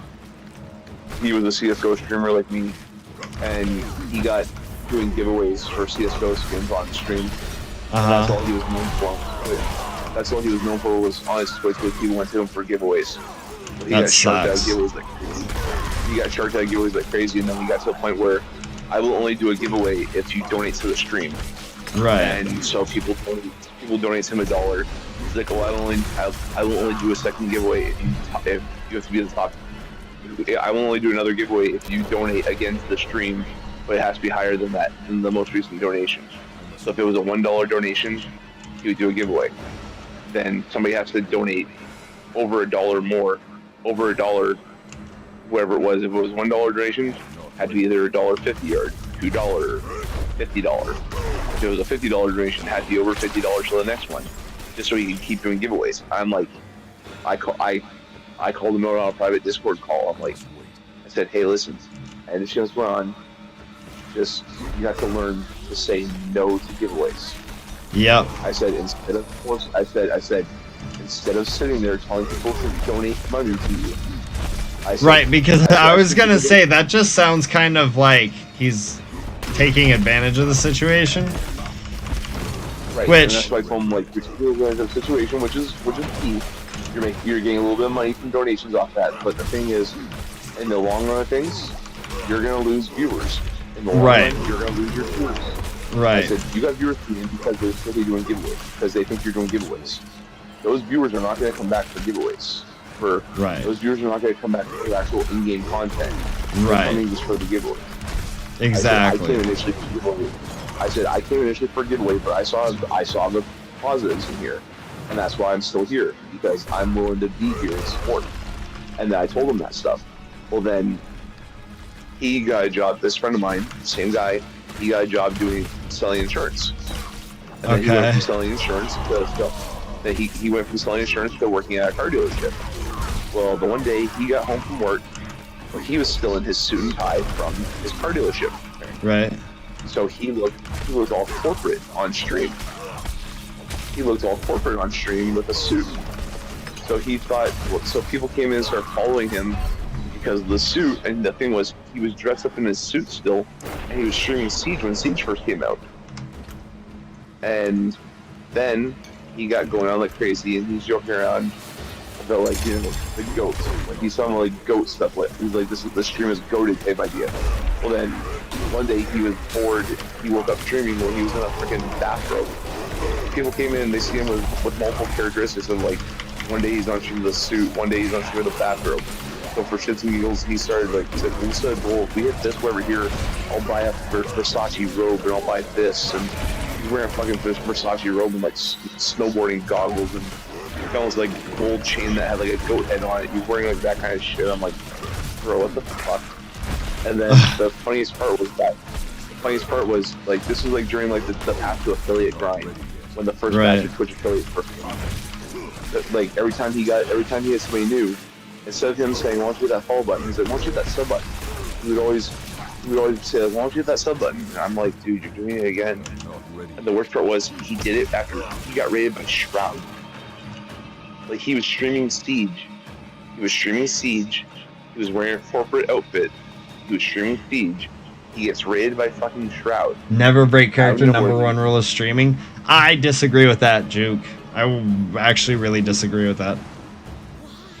The thing was, my friend said to me, my friend got raided by Shroud, and I gave him kudos, but the first thing he did, he got raided by Shroud. He basically tried telling all the viewers from Shroud's stream to sub to him. Yeah, that's not... That sub button. I'm like, dude, you're not on YouTube right now telling them to subscribe to you for free. You're telling them to hit that sub button, $5 a month right now. Right. Are you sure you want to be doing that? And so he kept doing that like crazy. It got to the point where I messaged the guy on Discord. I said, hey, you know that time I told you about the giveaway bullshit that happened and how that was impacting you? And he's like, yeah. I'm like, first off, that's amazing you got raided by Shroud, but I just want to point out, go back to your VODs and watch what you've said when people from the Shroud raid have come in. You're literally doing the same thing again from the giveaway streams back in the day.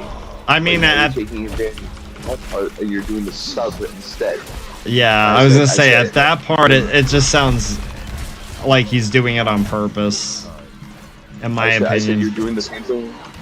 I said you're doing the same thing you did before in the giveaway streams, requesting money for giveaways. Now you're doing the same kind of concept again, saying if we hit this many subs, I'll buy a Versace robe. I mean, I get it. But then he comes clean.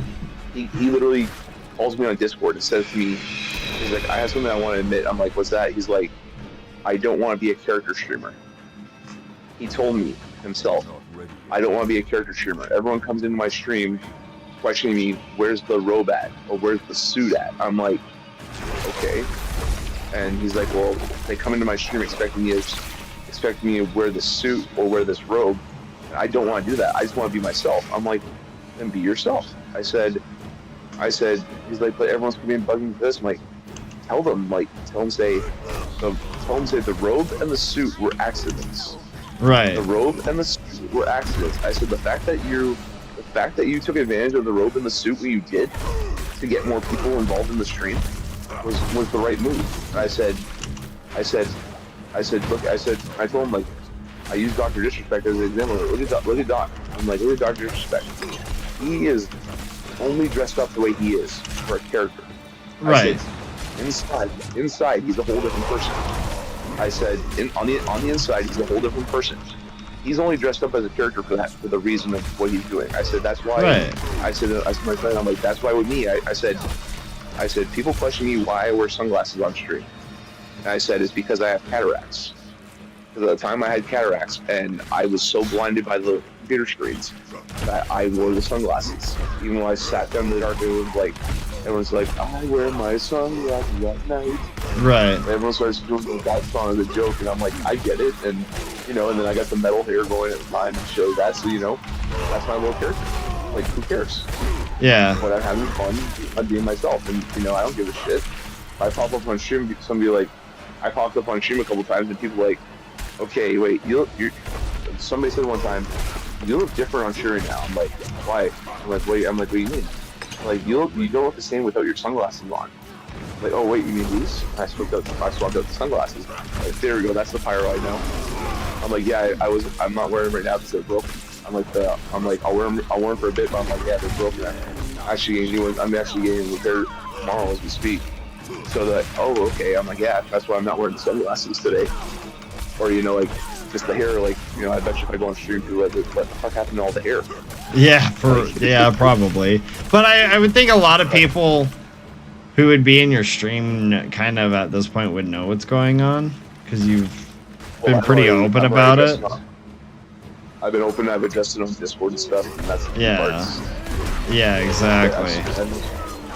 I've talked about Discords like I am today, and obviously people listening to the stream obviously know, so no big deal.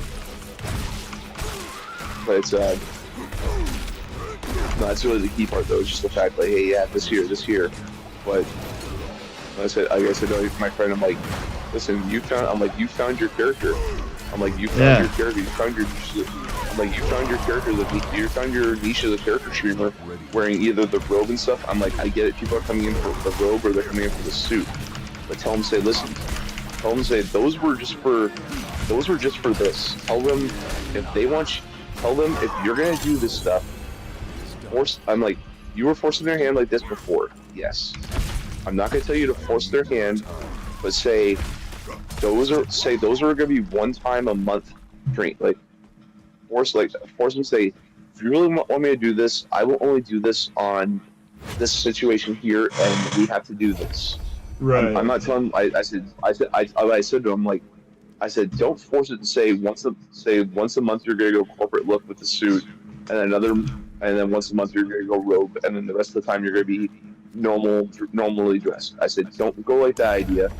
I said, don't go that road. I said, just say, if you want to see a robe stream or a frickin' suit stream, just follow the stream, come in and watch. And if I wear the suit or the robe the one night, they'll pop up. They'll pop up when I feel I want to do them again. That's all you gotta tell them. I said, don't tell them, say, oh, for this many subs and shit like that. Because I told him, I said, there's a guy that I used to follow on, I used to watch on Twitch. I used to mod for a stream like crazy. He was in the prime of the CS:GO skin giveaway gambling scene back in the day too. Oh, and God. He was a giveaway. He did, like, back when CS:GO gambling was crazy and all the CS:GO giveaway things. Yeah. This guy did a thing where every sub gets a spin, and every spin is a chance to win another CS:GO skin. So what did he mean by that? He meant that if you subscribe to him on Twitch, he had this slot machine that he could put in the name of CS:GO weapon skins. Yeah. And every subscription, every subscriber would get us what he would spin the slot machine, and whatever the result was on that slot machine, that subscriber won that giveaway, won that skin. Yeah. And then their name was put into a list for an end of the stream draw for a chance to win a bigger skin item, and every $5 extra donated to the stream would give you another chance to enter for the giveaway and give you another spin for a free skin. Well, technically it's not a free skin. You're paying $5 to the streamer for that free skin. Either way, Twitch finally told the guy to stop doing that stuff. But the issue that happened, this guy had one viewer sub-botting to him. This guy had a viewer coming to the stream. The guy was very open, very friendly, everything like that. This guy started sub-botting. I kid you not. The account name was literally the same name with 1, 2, 3, all the way to like number 150. Like the number, like the name was literally the name was the name with the number 1 all the way to the number 150. And he's sub-botted with 150 bots. And then the dude is freaking messaging and whispering us on Twitch. Can you donate me a sub? I don't have enough money. The motherfucker was doing all these botted subs so much. He filed a $5,000 chargeback through his PayPal for the freaking sub botting. And the worst part was he got his dispute and the streamer lost out on $5,000. Damn, that sucks. That's bullshit. That is like bullshit. That guy sub-botted. That guy cheated my friend. My friend who doesn't stream anymore. But that streamer got cheated out of so much money from CSGO skins because this guy sub-botted like crazy and won half those giveaways like crazy. This streamer put all that money, like $5,000+ towards giveaways, and all that stuff gone because the guy who won about $5,000 worth of skins through the giveaways and everything, basically doubled his profits because he also freaking sharked the guy and did the dispute for the freaking money back. That's and crazy. So therefore the streamer's out the $5,000. He got freaking screwed. Yeah. Like, hey, what the fuck? And real quick. I gotta go get something to drink, so I'll be right back. Okay.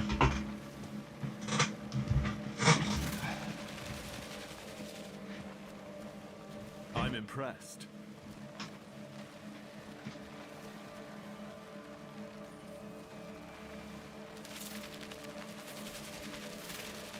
Hello.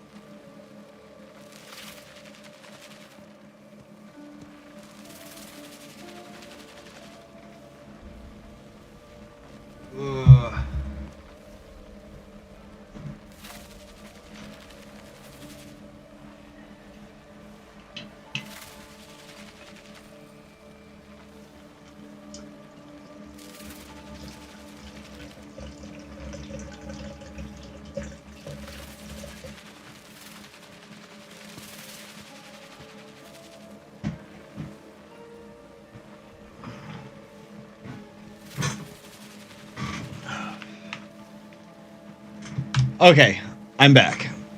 Hey, Fire Gremlin, how's it going?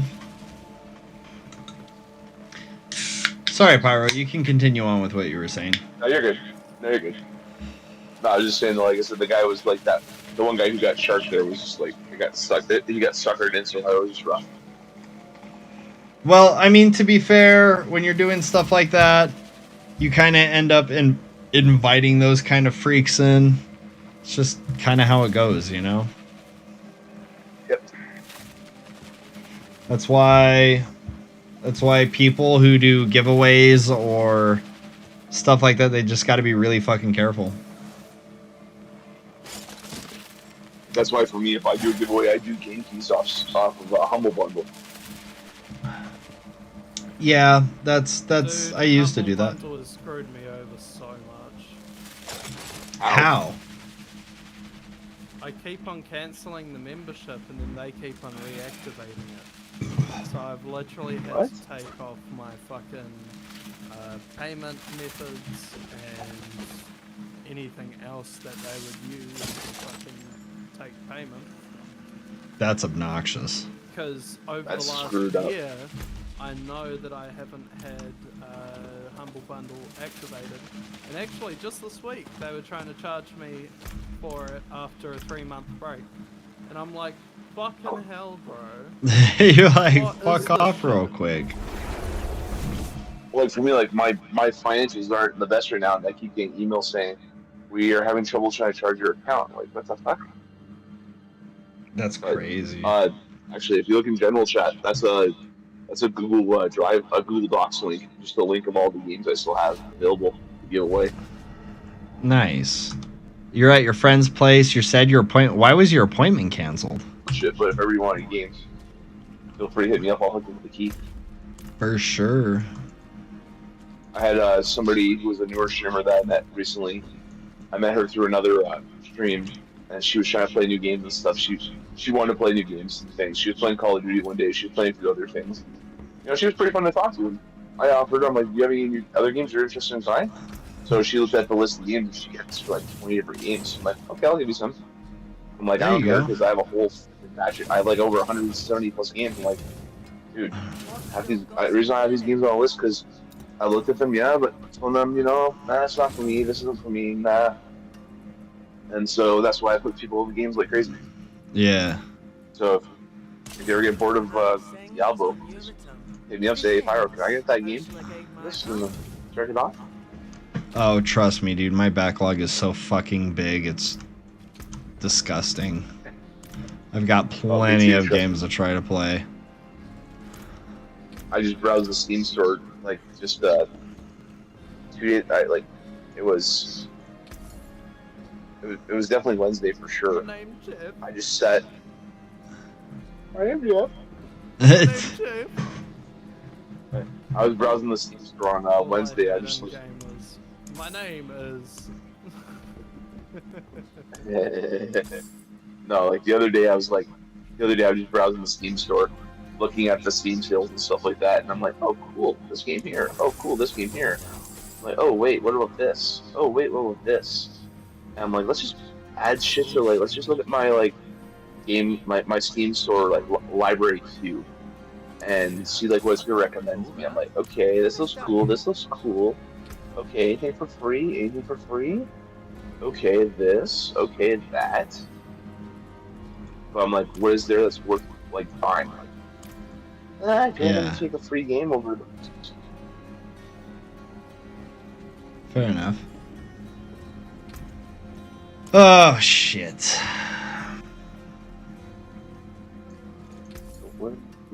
That is just garbage.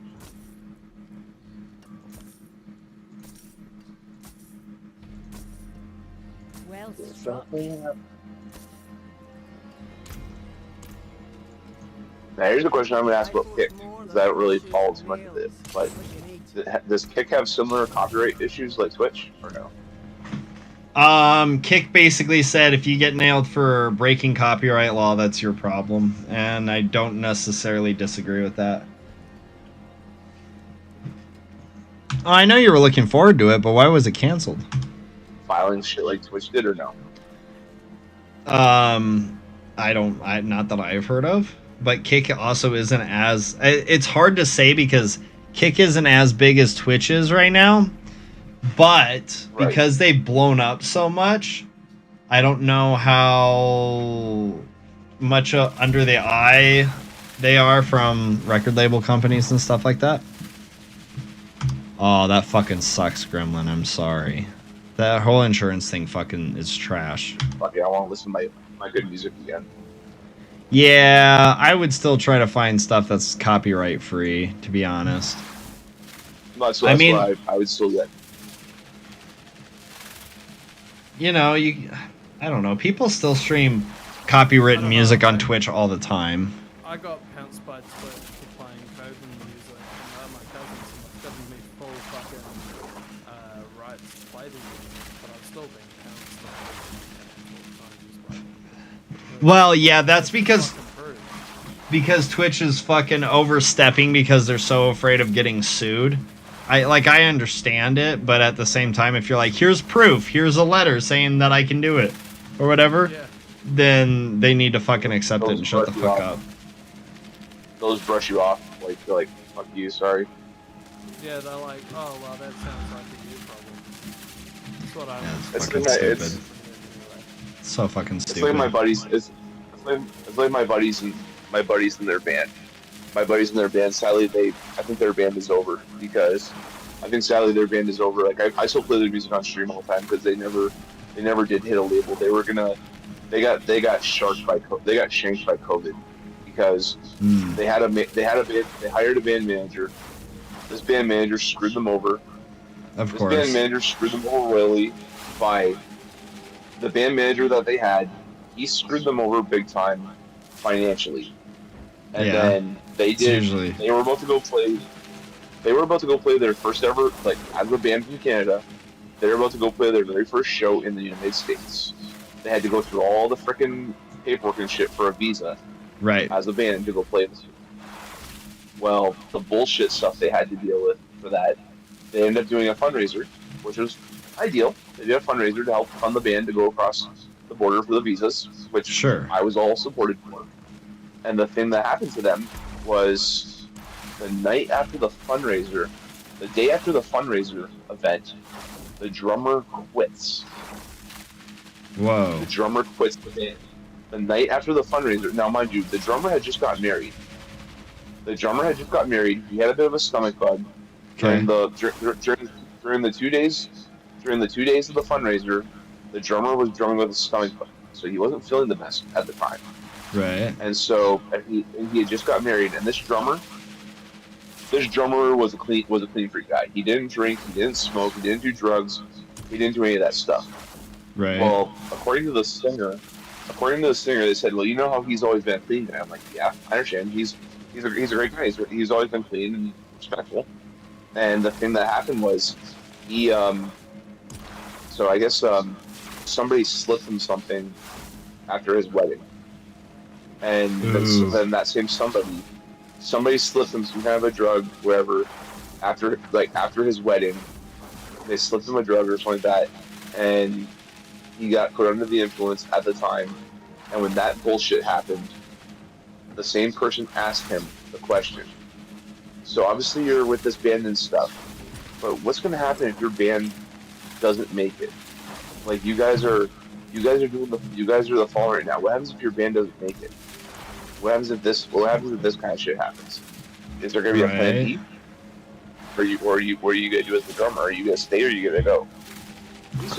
Basically the guy talked the drummer into leaving the band, essentially. Interesting. And this happened right before COVID. And this happened right before this. Oh, nice, Fire Gremlin. That's a great movie. For their first show in the United States. And the show was going to be at the legendary Whiskey a Go-Go. Oh, nice. I've been to the Whiskey a Go-Go. And the thing is, their band get-up looks like a Guns N' Roses look. Their band get-up, the way they dress up on stage, looked like a freaking Guns N' Roses, Motley Crue, freaking hair metal band. Right. Sunset Strip. Freaking perfect location for them to go make their U.S. debut as an opening band. Well, then Well, then the thing was, okay, the guitar player and the singer were part of another band on the side that did 80s cover music, which was awesome. I said, I said to this singer, I'm like, you know what? If I was you right now and you're desperate for a drummer for for whiskey a go go, you're in desperation for a drummer. My suggestion right now, if I was in your shoes, I would ask your buddy behind the kit on the 80s cover band, because the thing is, he's got a double kick drum set. He's got a double kick drum set. He has all the different drums and equipment solely for 80s cover music alone. He's bound to have some shit that will work perfectly for your band's sound. He's bound to have something that literally and he's way more technical as a drummer than your original drummer. He's a way better fit.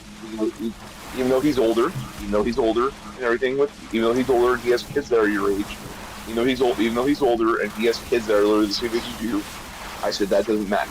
He's a drummer, and he himself even said he would fill in on the kit for that show. He said he would happily fill in on the kit for that event, when they look for a new drummer. Well, now the drummer thing is all out the window right now.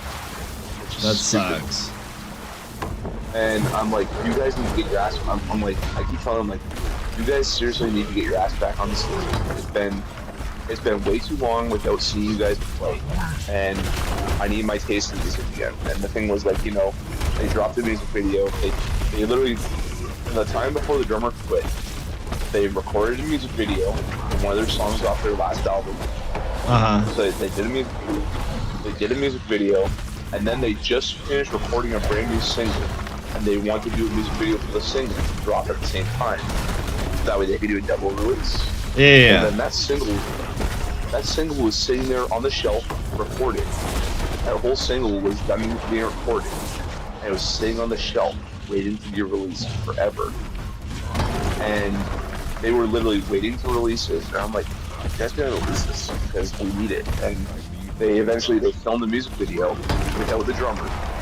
They filmed the music video without a drummer. They did all that shit. And you know what I did was, like, I told them about the copyright shit on Twitch when all that stuff started happening. I'm like, please tell me this right now. I'm like, they were trying to look for labels and stuff. And I'm like, I told them, like, please do me a favor. Like, what's that? I'm like, from one person who's a content creator to my amazing friends that are musicians, please refrain from doing any labels right now. They're like, why is that? They're like, why do you say that? I'm like, because right now, I told them, like, right now, Twitch is doing bullshit right now, all the content creators, and people like myself are getting shit on by Twitch because they are getting hit by DMCA copyright law bullshit. Yeah. And we're getting punished by it. I said, I am literally playing your music on stream solely because you guys aren't signed to a label. And the thing is, I want you guys to get money. I want you guys to make money for your art, for your music. I want you guys to get what you deserve. As a band, I want you to make money. Yeah. I would love to put your music on my stream. The thing is, I'm not gonna screw you out of money or anything like that, but I don't want to get my channel taken down. So the thing is, if there's anything I can do, if there's anything I would do if I was in your shoes, I would not go for a label right now. Labels are too finicky, especially with what's going on with the DMCA shit. And I told them that. They took my advice, and I played their music on my stream. And then I looked at, like, there was last year, like, look at the number of Spotify uses for the following and stuff, like who's your top bands and stuff. I'm like, well, shit, look at my numbers for just my friends alone. And my friends are like, holy shit, you played our music that much? I'm like, yep, because I just play your music. Yeah. And they thank me, like, holy shit, you're a freaking animal listening to our music like that. I'm like, well, it's kind of nice to have a band that you can trust because you're friends with them, and B, hey, look at, you both understand the copyright bullshit going on, and you don't want to have any tribal issues. Right. So play a band you can support locally, and supporting your local musicians, and on top of that, they're My day was pretty good. Work kind of sucked, but you know, it is what it is. That's why I play their music all the time. And it's just like, oh, by the way, this. Oh, by the way, that. And it's just crazy. Yup, I get you.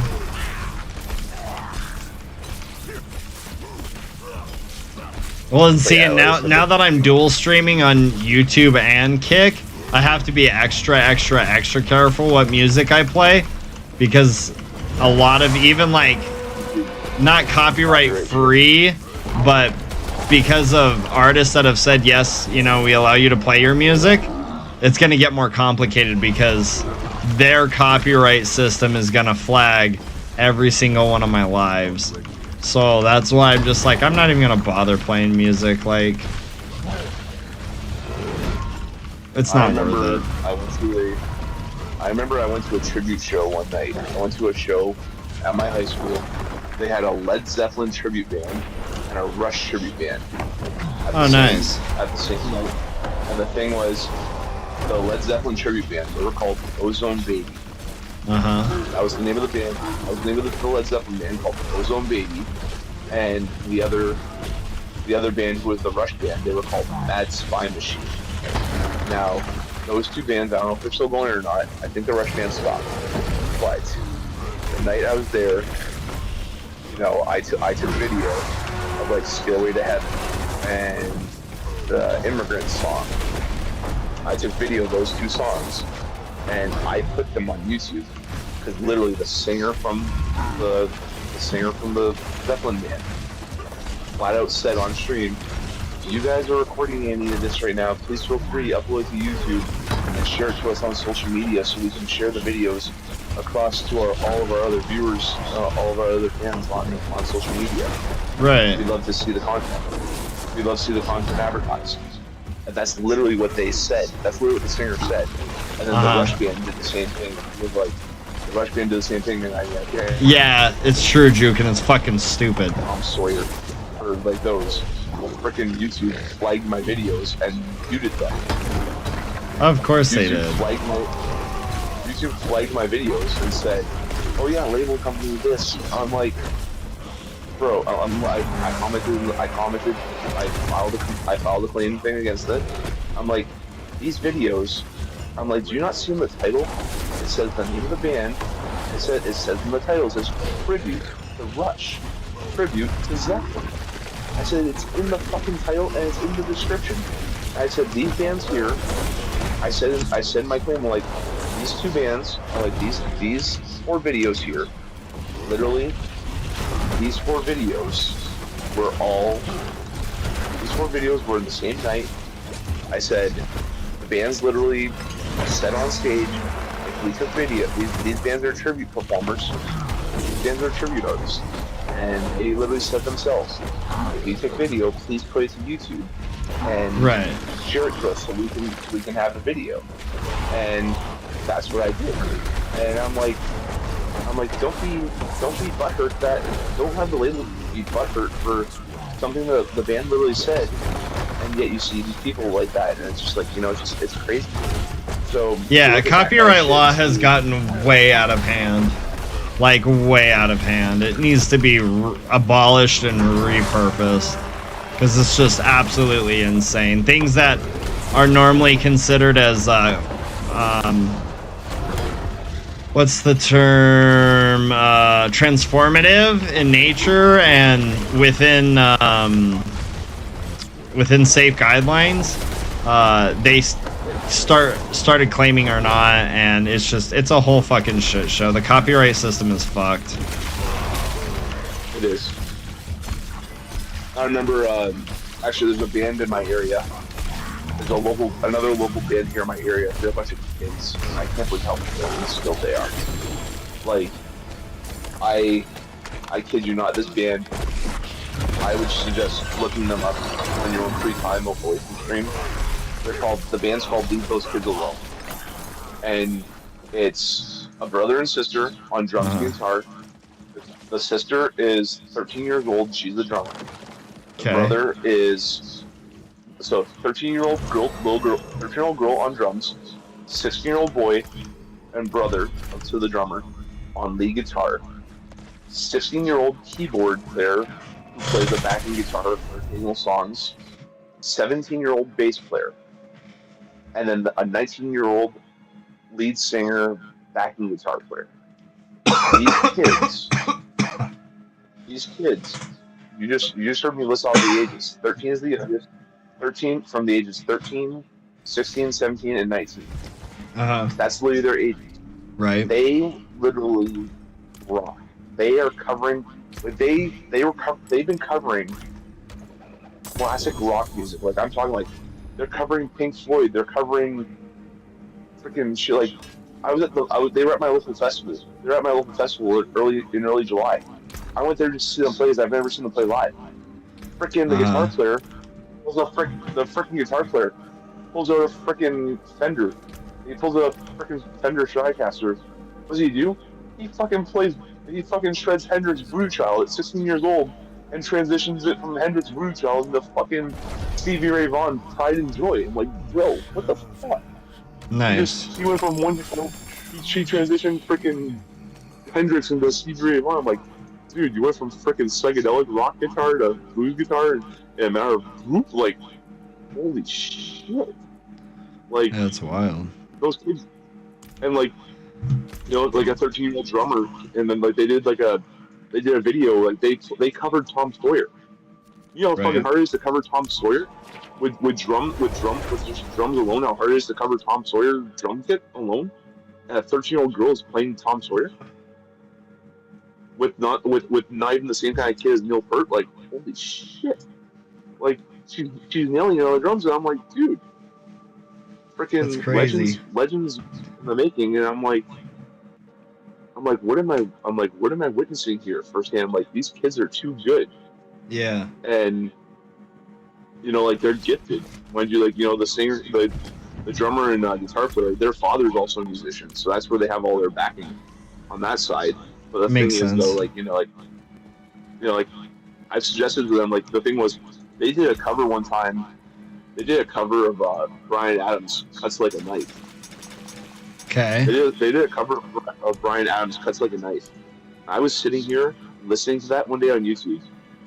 I was sitting here listening to that one day on YouTube, and I kid you not, I opened up the video one day, and they're from the same area of Canada as me.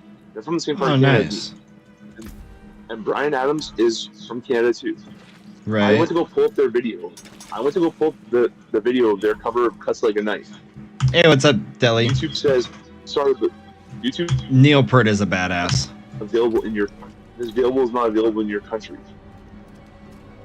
YouTube pops up on the video and says, sorry, but this video is not available in your country. That's weird. I'm like, what? Yeah, that's really weird. Why is it?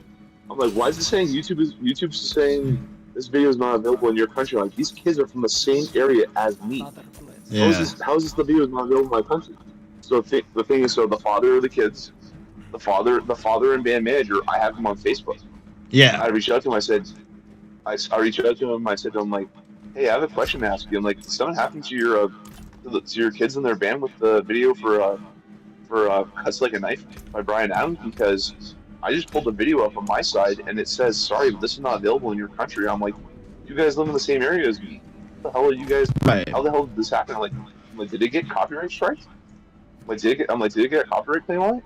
And the father checks it and he's like, it's working fine for me. I'm like, okay, that's really weird then, why it's working for you, not me. And then I'm like, do me a favor, clear your browser history and try and open it again. What's up, Deli? He's like, yes, I just refreshed and now it's blocked. He's like, that's weird, I'm filing a claim. And then I found out after about it, and we found out that Bryan Adams himself actually filed the claim against them. Wow, what a dickhead. Like, Bryan Adams did. What's that, Deli? What's up? So I have one thing to say. Sorry to interrupt. Okay, no, you're good. A second. Because I'm gonna be leaving again after this, but this is really I'm gonna make your entire year right now, Metal. You ready for this? Okay. You're gay. Be on the lookout for a Korea. Wait, what? said be on the lookout for a Poria to reach out. All right, for sure. I will. Because they are basically they were talking to me and Anthony was in my stream and he was just like, all right, well I gotta go to bed. Also, tell your brother-in-law to prepare himself. And I was like, oh boy. Oh shit, for sure. All right. So, bada bing, bada boom. Let's go. Let's It's a go. really decent sized org. Hell yeah, man. I'm excited. It's just an org, man, an all-around org. But it took them fucking 2-3 months, but they're finally gonna put that pedal as a content creator. Well, I'll let you know when it happens, man. Yeah, he said that it should be probably just forward. I would assume next week. For sure. Also, I'll keep my eye out. I'm playing in tournament on Saturday. You're playing in what? A tournament. Oh, nice. So Let me know when you're playing it. I'll watch it and check it it'll out. be Saturday, probably either 11 or 1 our time. Usually when it happens. For sure. Sounds good. I'll message you like an hour before we start. I have to ask them, but it's like Sounds game good. road stuff. I have Nice. a little team, and it should be really, really fun. But yeah. Dope, man. And then I'm in talks with, Bossman. Oh, yeah? Yeah, old big Bossman. However his name is. Siege Dad. Yeah, he's, Siege Dad. He comes to my stream at least every other night, and tonight we talked for a while, and he's had a bunch of TikToks below, so I'm gonna get into a call with him soon and talk to him about like what he does. I just want to see like the way that he sets things up and what time he usually does it. Cause I'm trying to use his success because he had a TikTok that got over 200,000 views on it. So. Oh, shit. That's awesome. No, I love he's had that Siege Dad. happen. He's fucking awesome. He's had that happen like 3 times. He does really well. No, Siege Dad is awesome, bro. He chills in my stream usually in between work and his stream. So That's awesome. He gets off work, he comes in and hangs out. He talks to me, sees how I'm doing. Yeah. He's been in my stream once or twice too, and then I quit Twitch. Yeah, I gave he has the VIP and shit because he literally comes in my stream. I would say at least once a night, with exceptions. Yeah. He's such a cool dude. He's So, such a he nice hangs guy. out, and no, we were talking, and yeah, I ended up meeting him when I got accepted in the program, and I was doing the Twitch drops for Siege. Oh, We were yeah. in the Discord, and I got one of his TikToks on my For You page. And I was like, dude, I love your stuff. I followed you because I was super impressed, like blah, blah, blah. And then we ended up talking for a while, and now, follow each other and everything. We talk at least once a day at this point. That's Such a best. cool dude. Yeah, he's such a badass. I love that guy. And You know, I I was keep talking telling... Do Well, what? he's... We're having our friend KC. Just out of curiosity. KC is about to get married, and he's just working his ass off. I haven't talked to him in forever. I know he told me about the married thing, but that's pretty crazy. But I just haven't Yeah. seen him in forever. Yep, that's what he's doing. But yeah, no, Boss Man's been blowing up, man. It's been so sick to watch, man. And I keep telling him, I was messaging him, I was just like, dude, I'm so happy for you, dude. He's like quite literally like blowing up right in front of my eyes, and I'm just That's good to badass. see Sitting here someone like, who how do I do it's good to see someone who actually deserves it, Yeah, for sure. No, he's a really cool guy. I got a buddy of mine who I have a buddy of mine, Jelly, who started doing a podcast back during COVID for sports and stuff. And somebody's been mooching his podcast off Spotify and leaking it elsewhere. And now my buddy has like super crazy numbers on Spotify to the point where he does because this friend of mine used to do a bunch of play-by-play stuff for local sports back in the day. And he's like a big Angels fan for MLB baseball and stuff. And somebody's literally leeching his Spotify. Somebody's literally leeching all his freaking podcast shit. And they're like, my friend says to me one day, he's like, the Anaheim Angels baseball team must be listening to my podcast because I just got followed on social media by all these big MLB analyst people, like all these big analysts and freaking broadcast people from like, all these analyst people from like Fox Sports, ESPN, all those kinds of companies are following my friend now. He's like, dude, I've just blown up because he's been leaking my podcast somewhere. He's been talking his own personal things. And he's literally been blowing up like that himself too on TikTok as well. I'm like, dude, like this That's guy, he just asked me badass. recently if I would. And the same guy is the one that actually asked me to help him with his video company thing.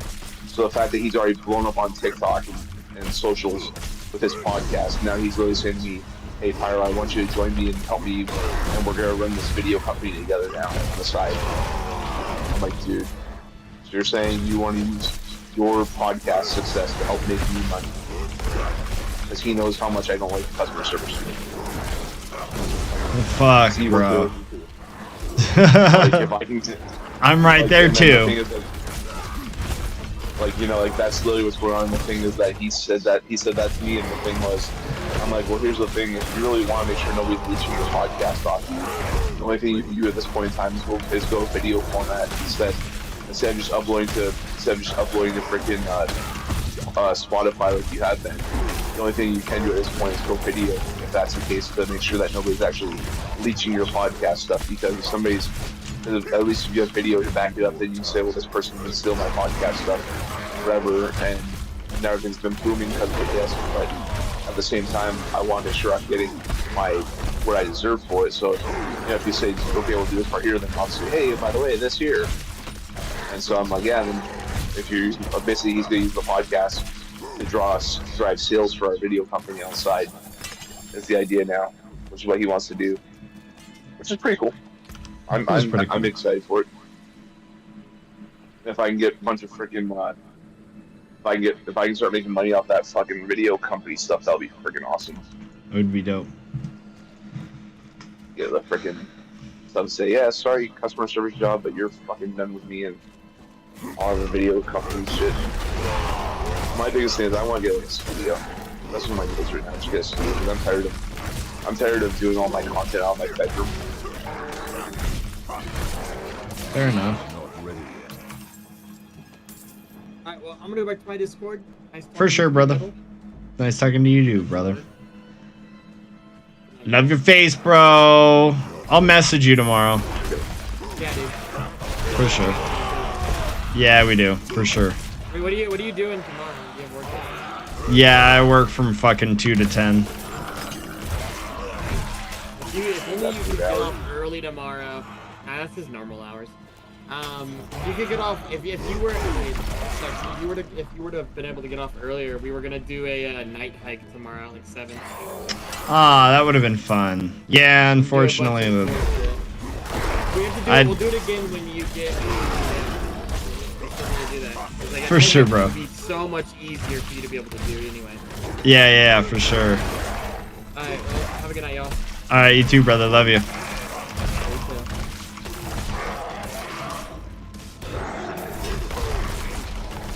That's crazy. That is crazy. Well, we'll see what happens.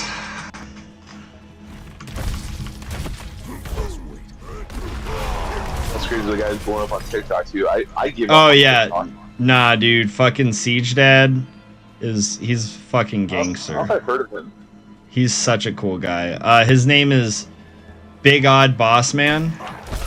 He's just known as Siege Dad because he's like one of the older people in the community.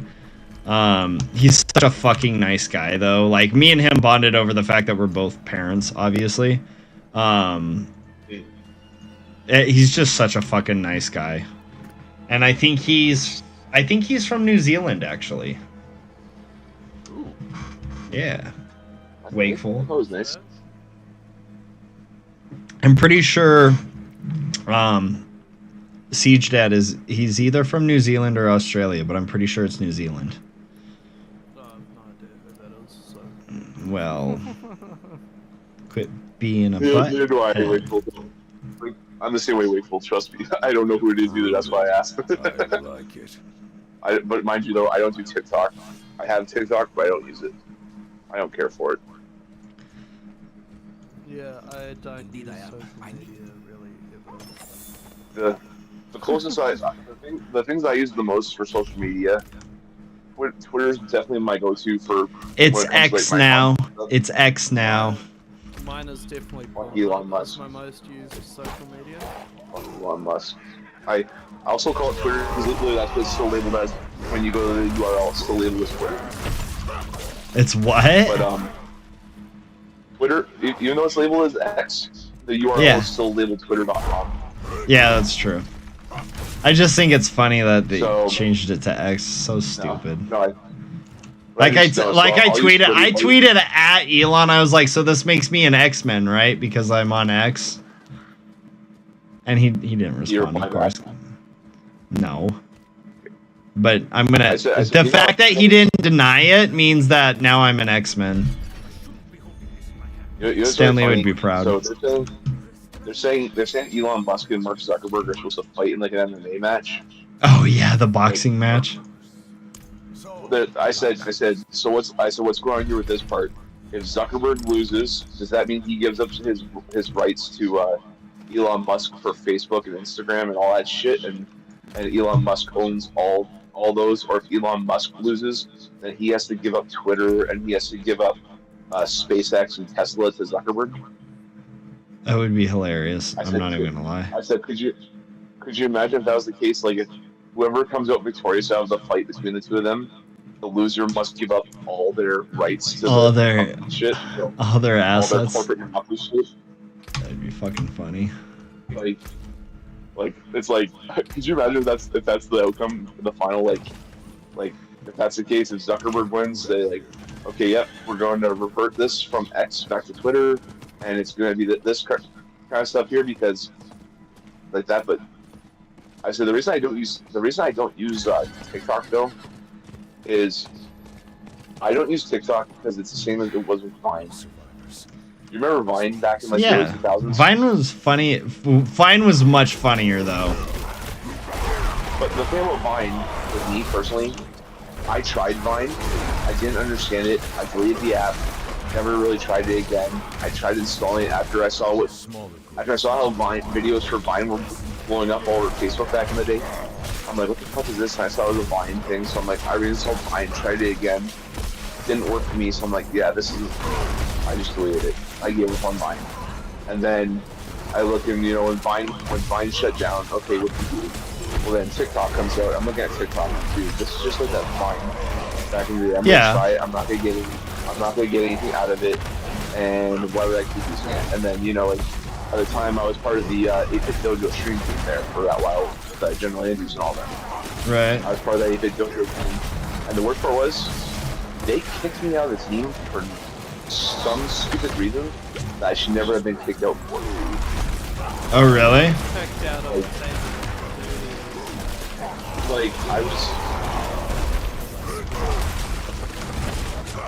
I was removed from 8-Bit Dojo for some stupid reason.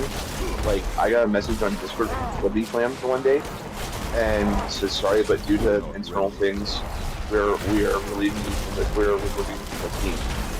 And another guy from the team, his name was Ari Species, and Ari Species was a great friend, and him and I were talking together. And actually, him and I talked like a month and a half ago, and I talked to him. I said, by the way, I'm still kind of questioning this, but how's the dojo team doing? Just out of curiosity, I said, seeing the way it is now, let's say it's been going decent, but I said, do you know exactly why I was kicked? Like, I brought it up as a question, like, do you know exactly why I was kicked or anything?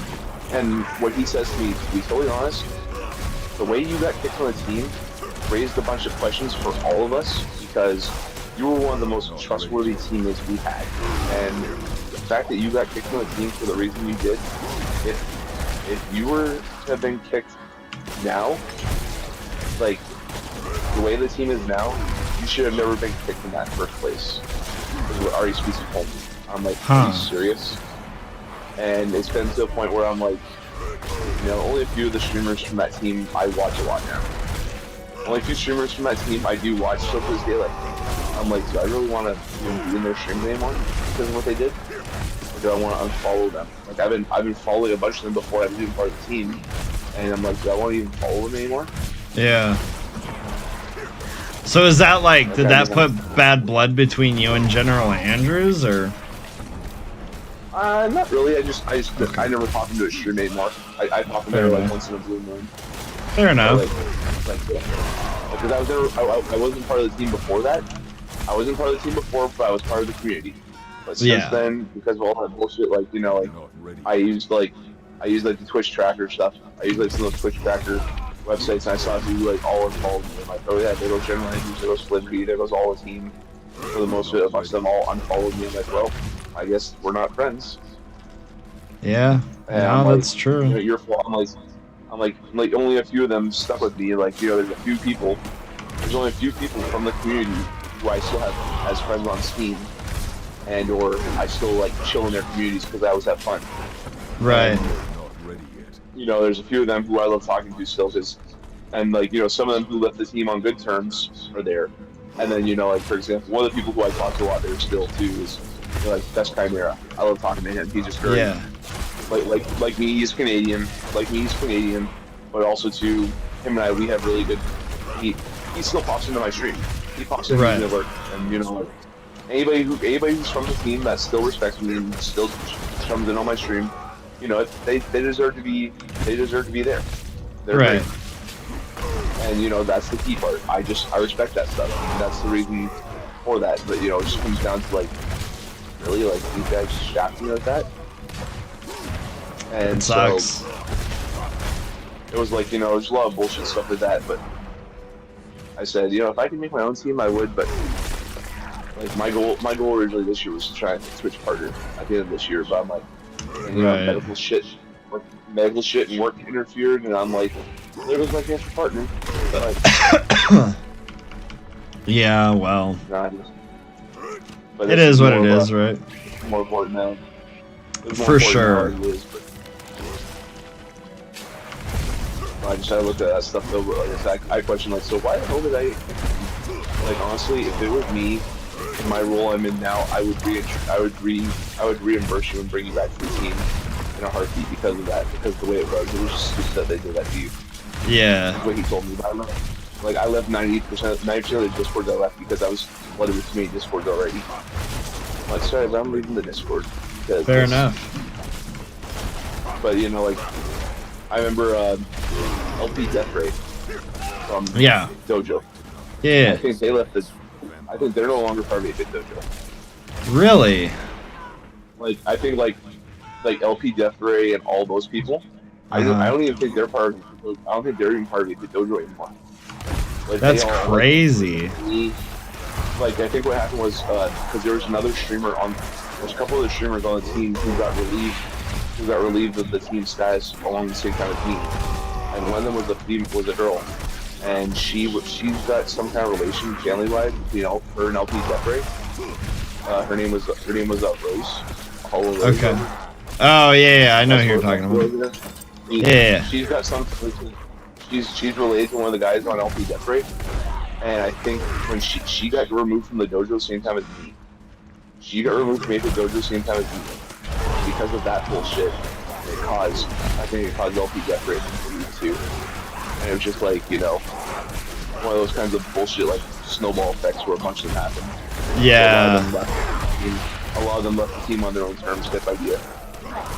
But interesting. You know, but I guess one of the stupidest things though, David from LP Death Ray put on Twitter one time, he got banned on TikTok. And you know what he got banned on TikTok for? What? I don't know if he was playing Super Smash Bros. Brawl, or he was playing like, I think it was Gang Beast. I think the game was Gang Beast. Like Super Smash Bros. Brawl. Like, he's playing Gang Beast, and he's playing with one of the other guys on the couch, and it was a Twitch clip of them playing, and all they said was, "Let me punch you in the face." He said, "Let me punch you in the face," and he clocks the guy. He clocks the guy and knocks him off the platform and wins the bout. Right. After he says, "Let me punch you in the face," he put that on TikTok. These freaking bot accounts on TikTok listened to the audio and heard him say, "Let me punch you in the face," and then, "Let's go, I win!" And then, without even thinking of the video context, just hearing him say, "Let me punch you in the face," he got banned for it. He got banned for it. He filed a dispute of the ban, and they never lifted it. I'm like, oh, of course not. I'm I'm like, dude, like he said, I'm like, they're not even looking at the context of the video. Like I saw the video, I'm like, and he took the video, he shared the video on Twitter. He's like, this is literally the video I got banned for. I said, let me punch you in the face in the manner that we're playing the game. We're playing a fighting game. I said, let me punch you in the face. And when I said that, I hit him in the face and I won the game. Like, Yeah. you know, he said in the context, we're playing a fighter game. And TikTok didn't think about the video part. They just heard the audio, and like I said, that's why I don't like TikTok, because it's already full of bots. It's Fair enough. It's full of body. And That I that's can why, understand. That's why I don't want to go to TikTok. And like, you know, my buddy in our little business, he's sending me all these videos for TikTok on how to do e-commerce and merchandise and shit. And I'm like, you know, like I open up the video link that he sends me on Facebook Messenger, and I open it up and it just opens the default TikTok. Or I open up like the link on PC and it pulls up the link that he actually tried to tell me. And I try to tell my friend, like, listen, I don't care for TikTok. And I said, I'd rather find something else that isn't TikTok. I said, you know, YouTube Shorts is basically TikTok, but YouTube Shorts I think is better. I had some nice YouTube Shorts that did really well when I first started YouTube Shorts, but then I stopped doing YouTube Shorts because of the content and stuff. And my issue with YouTube was like, this is the issue I have with YouTube, why I don't do much YouTube content right now, is I can never think about what kind of content I want to put on YouTube. Gotcha. Like, my issue for YouTube content is like, you know, I can jump on Twitch and play any game I want to play. I can look at the games I'm playing on Twitch. I can look at the games I'm playing on Twitch and I can say, look at this game I'm playing, it's a saturated game. Like, oh, I'm playing Minecraft over on Twitch because I'm playing Minecraft. But how do I make that Minecraft video, that Minecraft stream into a YouTube video? How do I do that stuff? There are way too many Minecraft videos. There are way too many Minecraft videos saturated on YouTube. People are gonna look at a video of how to do this redstone project before they look for my videos. Like, what's supposed to be on YouTube? That I'm like, I need to find like, and the worst part is, I can think of ideas for YouTube content, other creators, but not for myself. Yeah, for real. I know that feeling 100%. Like I could say, like, you know, like I could say, hey, look at, you got like this book on here right now from your stream. Why don't you make that into like a YouTube series? And somebody will say, oh my god, I love that idea. I never thought of that myself. I'm like, no, because I suggested it. And the thing is, the way you do your content is so good. Versus me, I don't play this game, but the way you're playing it though is like, hey, just make a good video series. Right. And they like it, and they're done with it, and then I get no credit for suggesting it. Bro. And it's like, oh, okay. That kind of sucks. I get no credit for suggestions. But the thing is, I'm like, you know, like I've asked people, like, I looked at one of those stream coach things one time. And how could I make my stream better? Like, well, you're playing CFDs a lot, and I'm like, yeah, but I'm getting burnt out of CFDs. I kind of want to change other games. Like, we'll stick to this game here for this and start making content. Like, the issue about CFDs is that CFD's content is already saturated enough as it is, and unless you're a CFD's partner, you're not going to get anything out of it. On top of that, it's open world repetition of the same thing. You're digging a hole, you're digging a treasure, you're fighting this, you're doing this. Like, there's no backstory to the content other than going through the lore stuff within the game's base storyline, the lore. There's nothing else you do. Like, oh, like I hop on, like I told him, like I hop on CFDs, and I say, okay, everyone, my friends and I, we hop on CFDs, and we all say, well, what are we doing today? We want to run this, we want to do this, we want to do this. Like, we already know what we're going to do, and we make a final decision right when we first start the game. We don't even know what we're going to do when we first get in. Right. So how do we even prep for that shit? I'm like, I said, CFDs will not be a good one for me to work on. I've done some funny clips here and there, yes, but that's about it. Right, I get you. I might like, right now financially I can't afford it, but I would probably like pre-order it now. I'd probably pre-order like the new like Madden NFL football game on P. Oh yeah, Fire Gremlin. I love both the movies. They're really fucking funny. I might try and do like that kind of stuff. The issue is like, you know, am I going to be doing that stuff, or is it going to be this? Right. So it all falls down to that kind of rabbit hole. I'm just trying to think, like, I can never think of what to do, because I look at like videos and stuff, like, unless you're someone who's already known for video content, it's like, what I do because I look at my YouTube. I'm like, okay, I put video. Wait, there's 3 of them? I've only seen the first 2 I'm then. like, oh, okay, I went out to a show, I went out to a bar and I filmed the band. Or look, I went to an ACDC concert. I took a video of ACDC.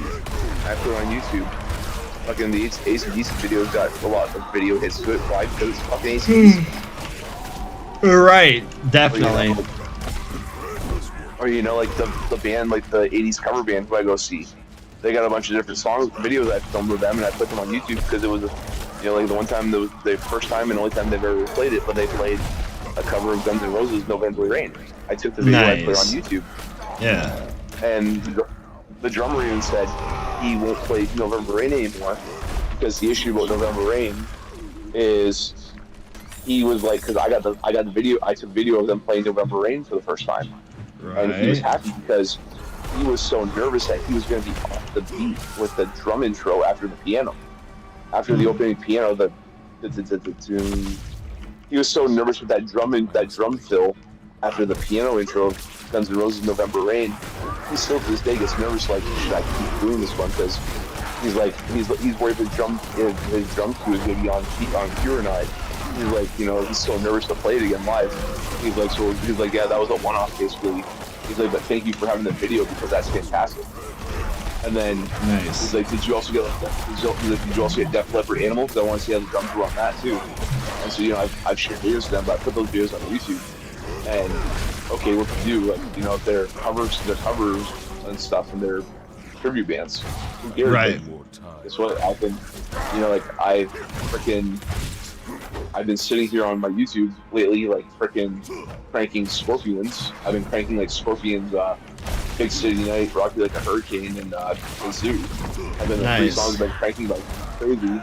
And you know, what's funny is my friends played that same song, so because I've been listening to the video I filmed myself, the videos I filmed myself and stuff like that, you know, boom, or you know, they've been playing like stalking and that kind of stuff. And these 80s songs I listen to, videos I filmed are surfacing on my recommended for YouTube, because even though they're videos I filmed, and, you know, they're friends of mine, and YouTube algorithms feeding me videos and saying, well, because you listen to this band, you might like this, or you might like this. I'm like, okay. But, oh, because you put these on here on YouTube, you might like this. Interesting. You know, a few times where I've like one of my best YouTube shorts, I think, was a jumping quick scope with a frickin' sniper rifle on Halo Infinite when they first brought Halo Infinite out. Nice. Did I ever show you that video? I don't think so, to be honest. We timed it. We timed it. I saw a guy, I had a sniper rifle. I'm like 3, 2, 1, pop. Like I just like 3, 2, 1, jump and pull the trigger. Like 3, 2, 1, pop. And then 3, 2, 1, pop. I hit the guy with a headshot jumping. Nice. And because the fact that the Halo guns, the way the Halo guns work and everything in Halo is just like, it's a laser, and the fact that you can just, like, you know, wherever you pull the trigger at is where the bullet's gonna shoot from. So even though I'm jumping, I hit a headshot in the process. So like, wherever I click as I'm jumping, like pop. And even though the guy, you know, like, even though I'm already falling to the ground, I'm behind the rock, you can't even see the guy anymore, because I pulled the trigger at that one frame. The bullet's already traveling to him as I'm landing, and then he dies. I'm like, oh yeah. Nice. It was That's like, badass. it was 30. And Yeah. I like, what my go-to thing about those, I timed it. Like, I literally timed it like 3, 2, 1, 3, 2, 1, pop. And when I hit pop is when he died. I'm like, yes.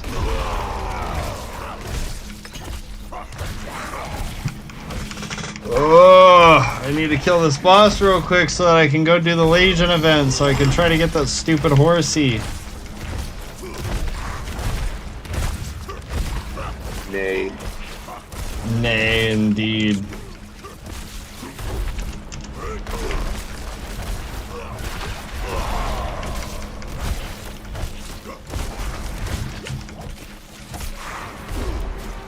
This one, I have a video here. I'm at watching shorts. What's this?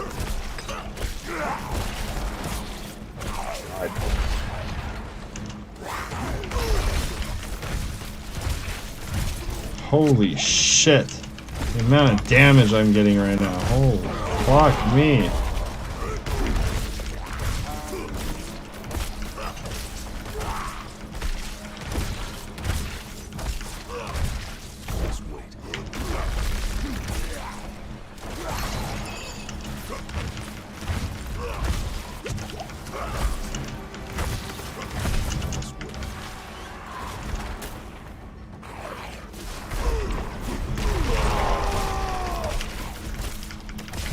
down. Kill him.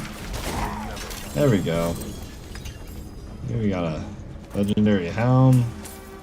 Dope.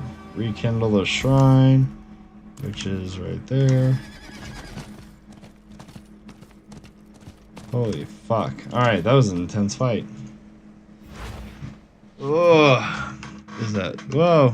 No, no, no, no, no, no, no, no. Oh, fuck. Just hit the wrong button. There we go.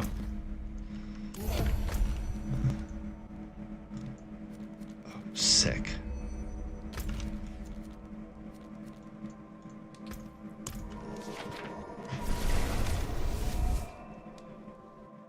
Oh, shit. I think I might be able to get this Legion event done too at the same time. Oh, there you go. Yeah, I see your shorts. I will watch those as soon as possible.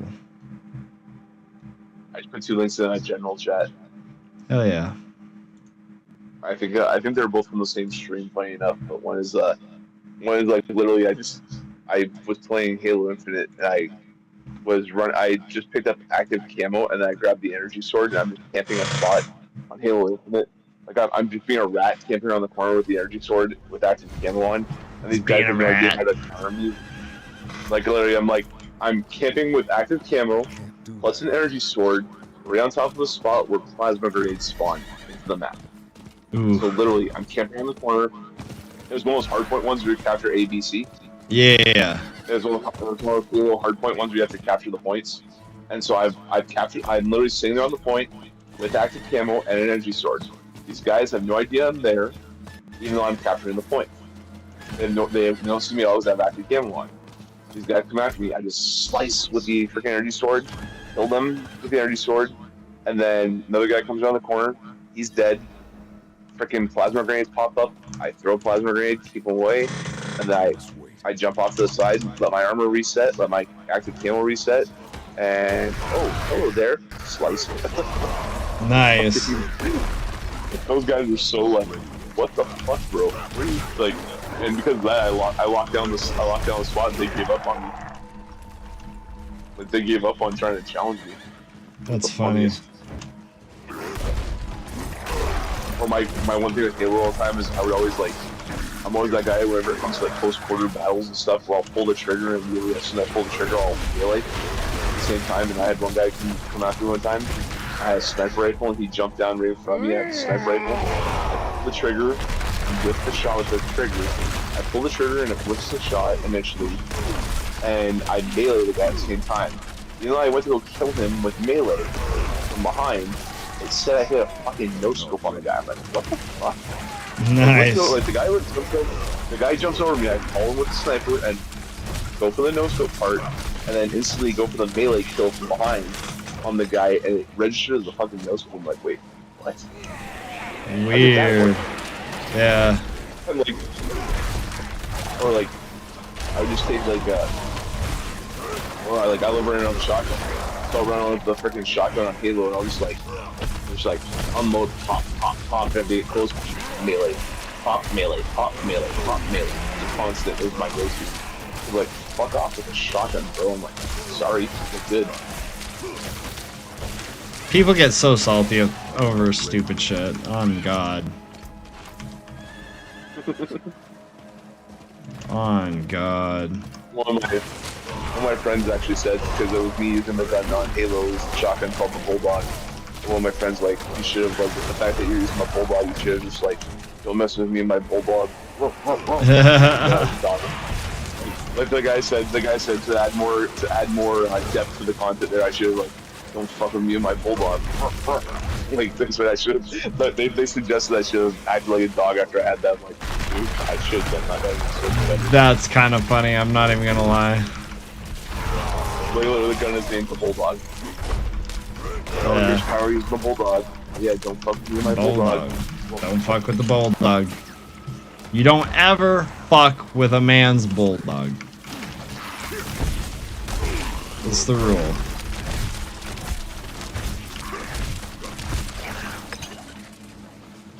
Fucking killing it. What the hell?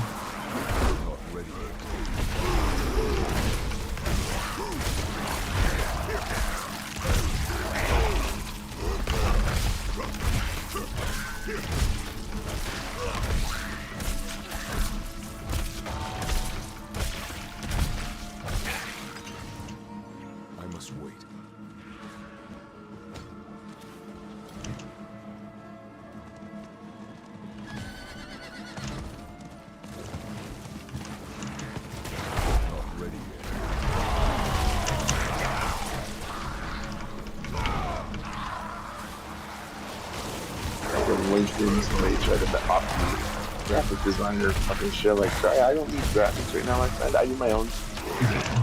Don't you love that? Shit low-key drives me up the wall.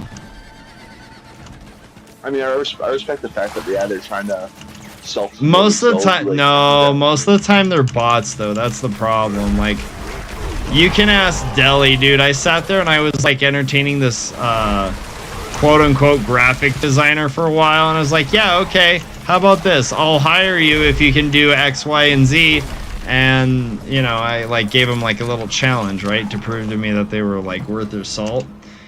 And they just kept arguing with me. And I was just like, bro, how are you supposed to make money if you're gonna argue with your client? That's fucking stupid. And they kept coming back into the channel after that. I eventually had to ban them. They kept coming back into the channel and they were like, oh, hey, do you want graphics? And I'm like, bro, you already talked to me. What are you talking about? We've already fought over this. And they kept doing it over and over. It was like, dude, you don't even know who you're talking to anymore. My argument with the people who request, my argument with the graphics stuff, when somebody requests for graphics, I get a laugh whenever I get asked to do graphics for somebody. I'm not going to name names, but I know some people that we both know who have been looking for graphics stuff. And the issue I have with the graphics is, I'm like, well, here's what I need you to do for me then. You're telling me you want graphics. I get it. But give me a theme. Give me colors. You telling me you want graphics doesn't help me at all. Oh, no. See, what you need to understand is this was a graphic artist. That was like, hold on. No. You don't quite grasp the whole thing though. So let me add a little more context. I gave a style to them. I gave an art scheme. Like I basically drew the damn thing for them. And they would still argue with me. If you're gonna scam me, at least be good at it. Like, it was fucking ridiculous, dude. It would have been an easy for any artist worth their fucking salt. It would have been easy money. Easy money. I had somebody ask me if I could help them make them a Minecraft skin one day, and I said, well, if you want a Minecraft skin, if you want a Minecraft skin, let me know what it's going to be like. And what they do is they send me a profile picture of like some kind of anime freaking person. I don't even know what it was, but literally an anime girl type person.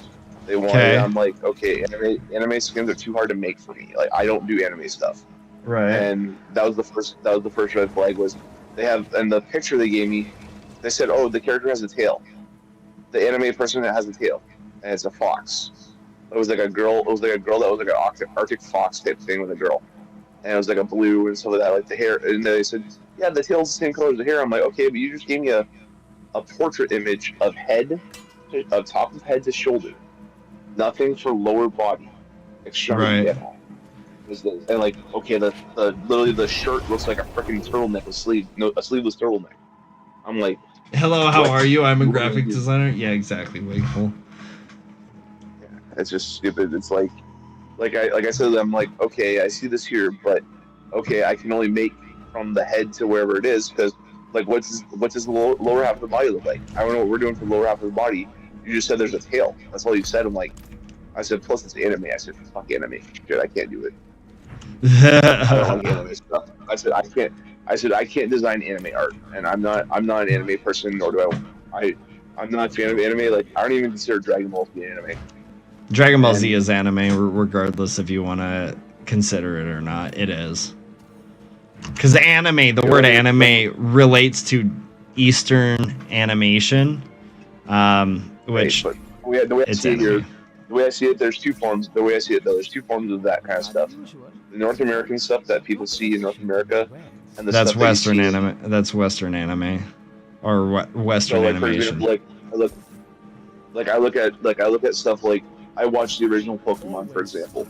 That's an anime. That's a Japanese anime. I watched those, but I watched the North American stuff. Right. I lost interest in Pokemon after they started expanding after the first 151 Pokemon. Fair enough. The first 151 Pokemon, I lost interest. Fair enough. I don't blame you.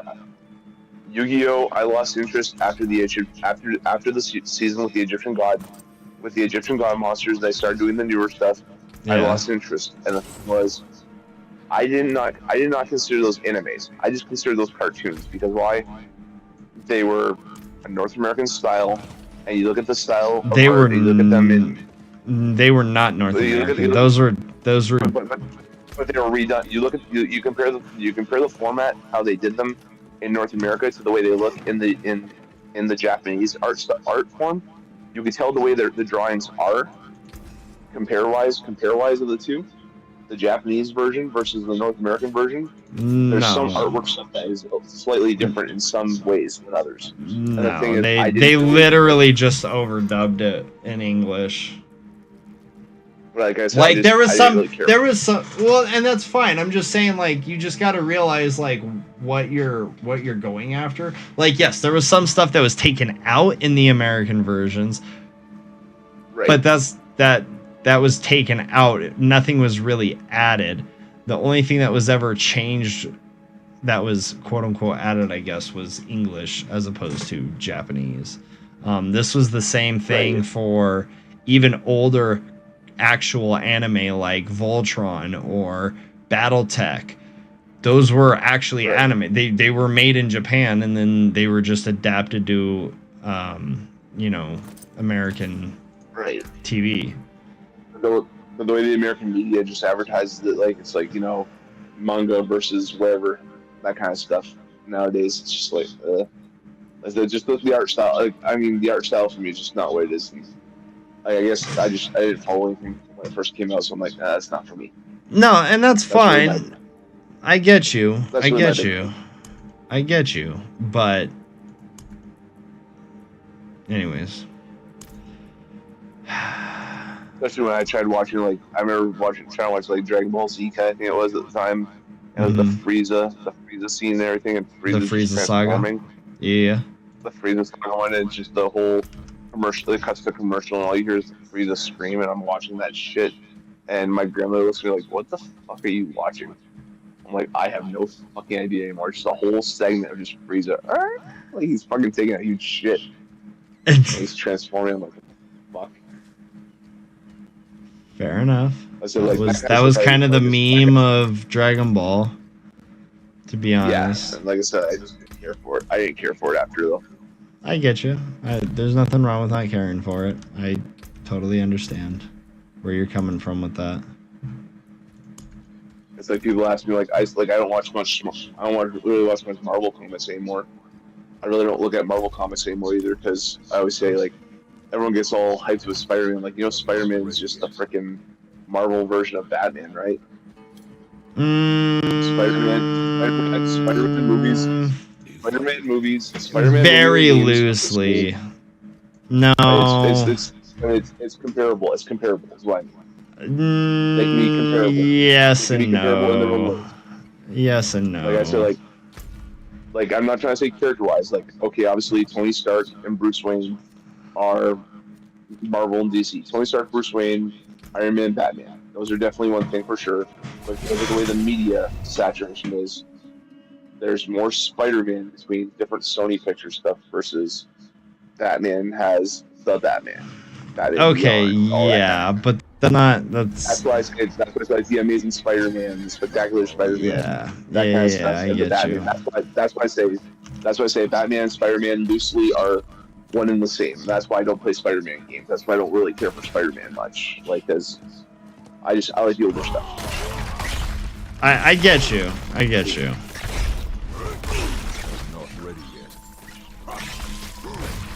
Like, you take a Stan Lee Spider-Man, I'll enjoy that over new stuff.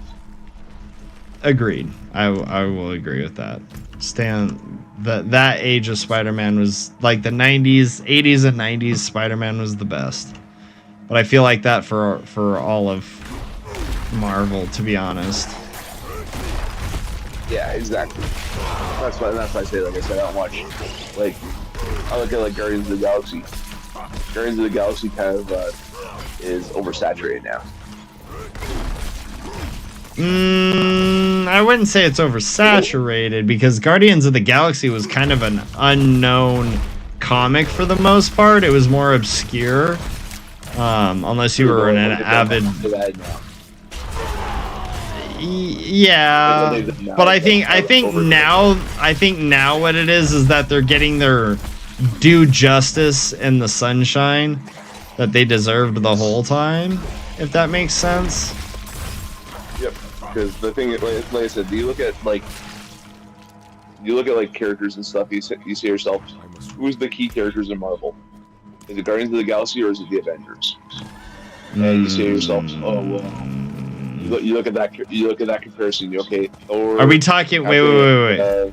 Real quick, are we talking MCU or are we talking like Marvel in general?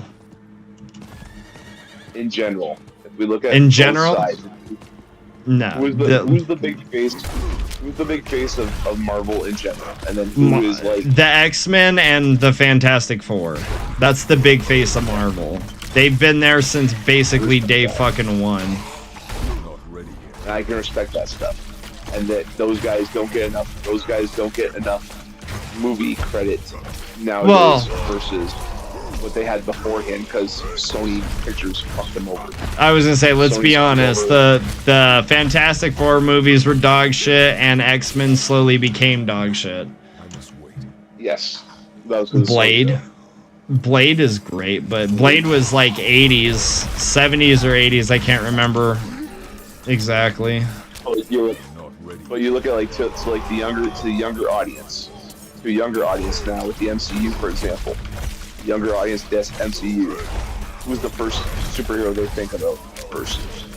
Do they think Spider-Man? Do they think Captain America? Do they think Iron Man? I would say the Avengers. Exactly.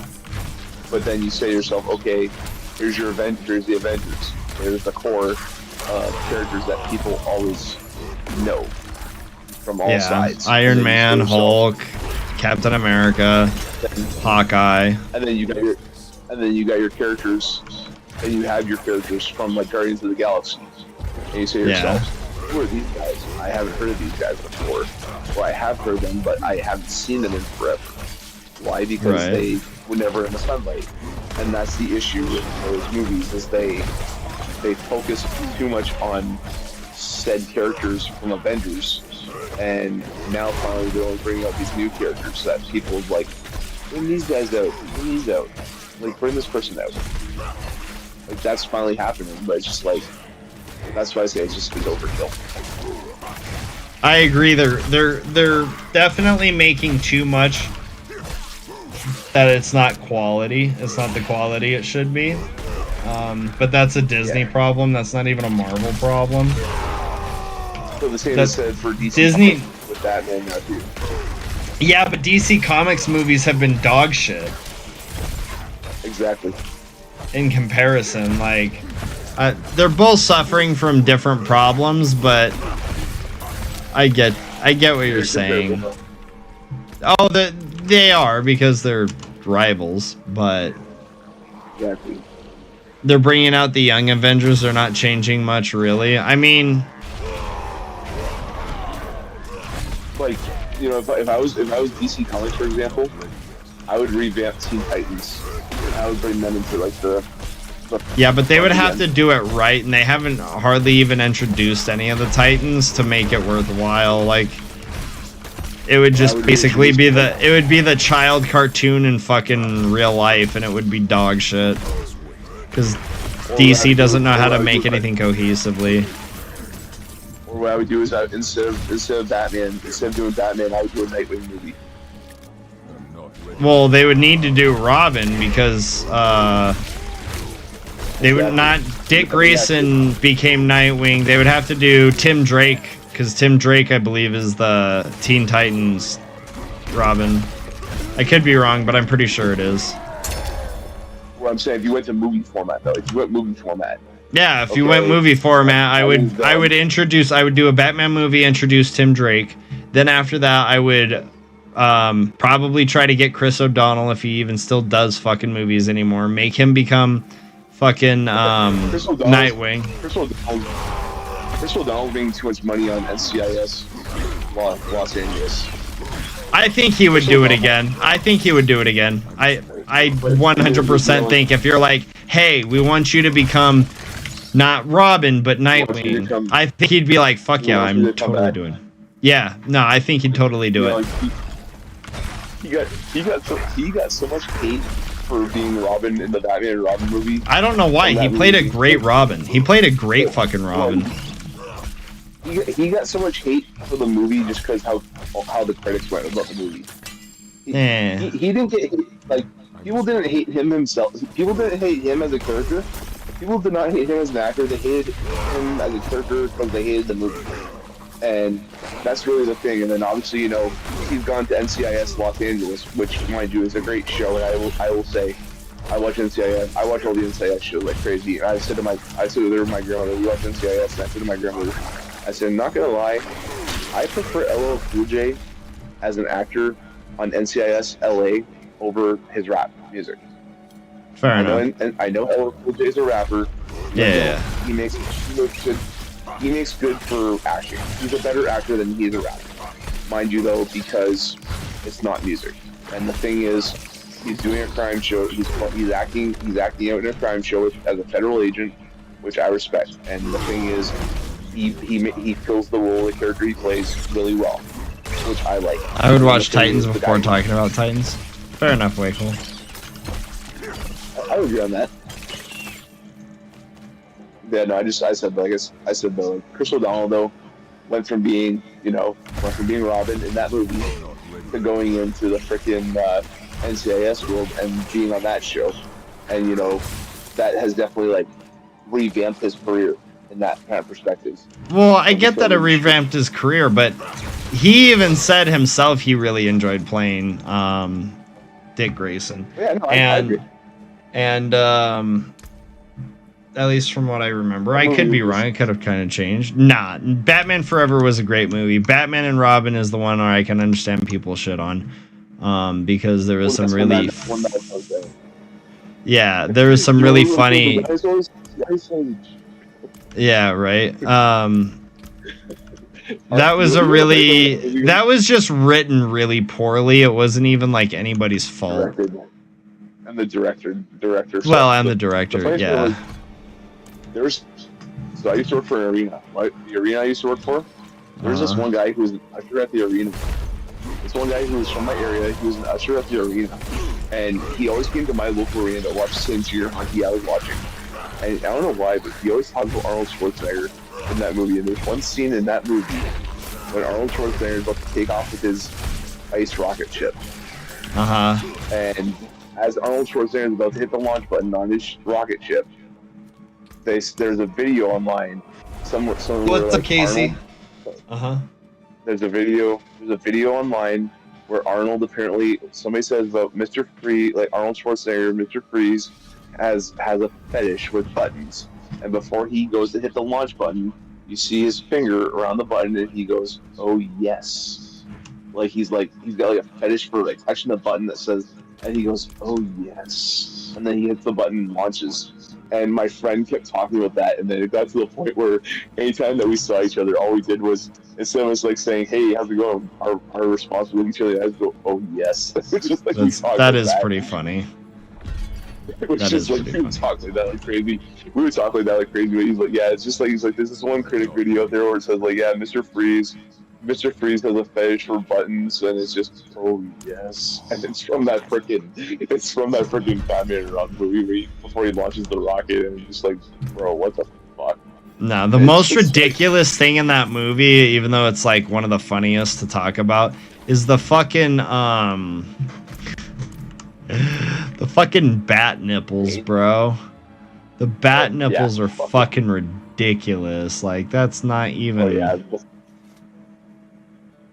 That shouldn't have even been a thing. It's so silly. Well, did you know what George Clooney did after that, right? Did you know George Clooney would go to Comic-Con? Well, did you know George Clooney went to Comic-Con events? Anytime he saw Adam West at Comic-Con, he actually told Adam West to smack him upside the face for ruining the Batman character that Adam West played so well. Interesting. Did you know that was the truth? George Clooney literally told George Clooney and Adam West would both be at a Comic-Con, George Clooney and Adam West were both at Comic Cons at times, and George Clooney flipped Not much, Casey. What's good with you? Adam West. Please do me a favor and slap me across the face for ruining your Batman character. You're definitely the best Batman character of all time on television, and my Batman acting ruined the character, The especially legacy. from what's happening here. My Batman character ruined the legacy, and I would like you to slap me upside the face to just like this part here. And Adam West declined and said, "No, you did okay as Batman."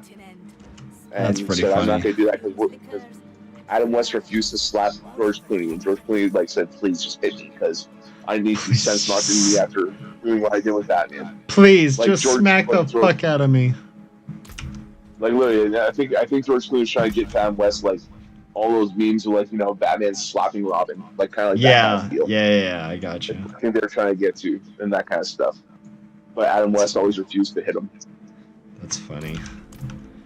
Alright. I think I'm gonna be getting off though because I hit level 45. I'm starting to get tired. It's fucking almost it's 1:30. Yeah, it's 1:30. I'm getting tired. And I need to just eat some dinner to be honest. So I'm gonna get off. Thanks for hanging out, Pyro. Yeah, I'm happy I can fill you in on the details of my missions and stuff, and things are going good. For sure, dude. I appreciate you. Catch you later. Alright, later, bro. Alright, guys. Thank you so much for coming and hanging out. I really do appreciate it and love your faces. Casey, I miss you, homie. I hope everything's going well. Yeah, so hopefully we can get on tomorrow. Well, get on later on tonight. Should be able to. I just have work. And I shouldn't be as fucking tired, hopefully, but we'll see. It's just this damn sunburn is like draining my life away. It's so fucking obnoxious. Anyways, thank you for hanging out. Love your faces. See you next time. Metal Man out. Wrong screen. There we go. I feel it, Casey. I feel it. No problem. Just DM me sometime, bro.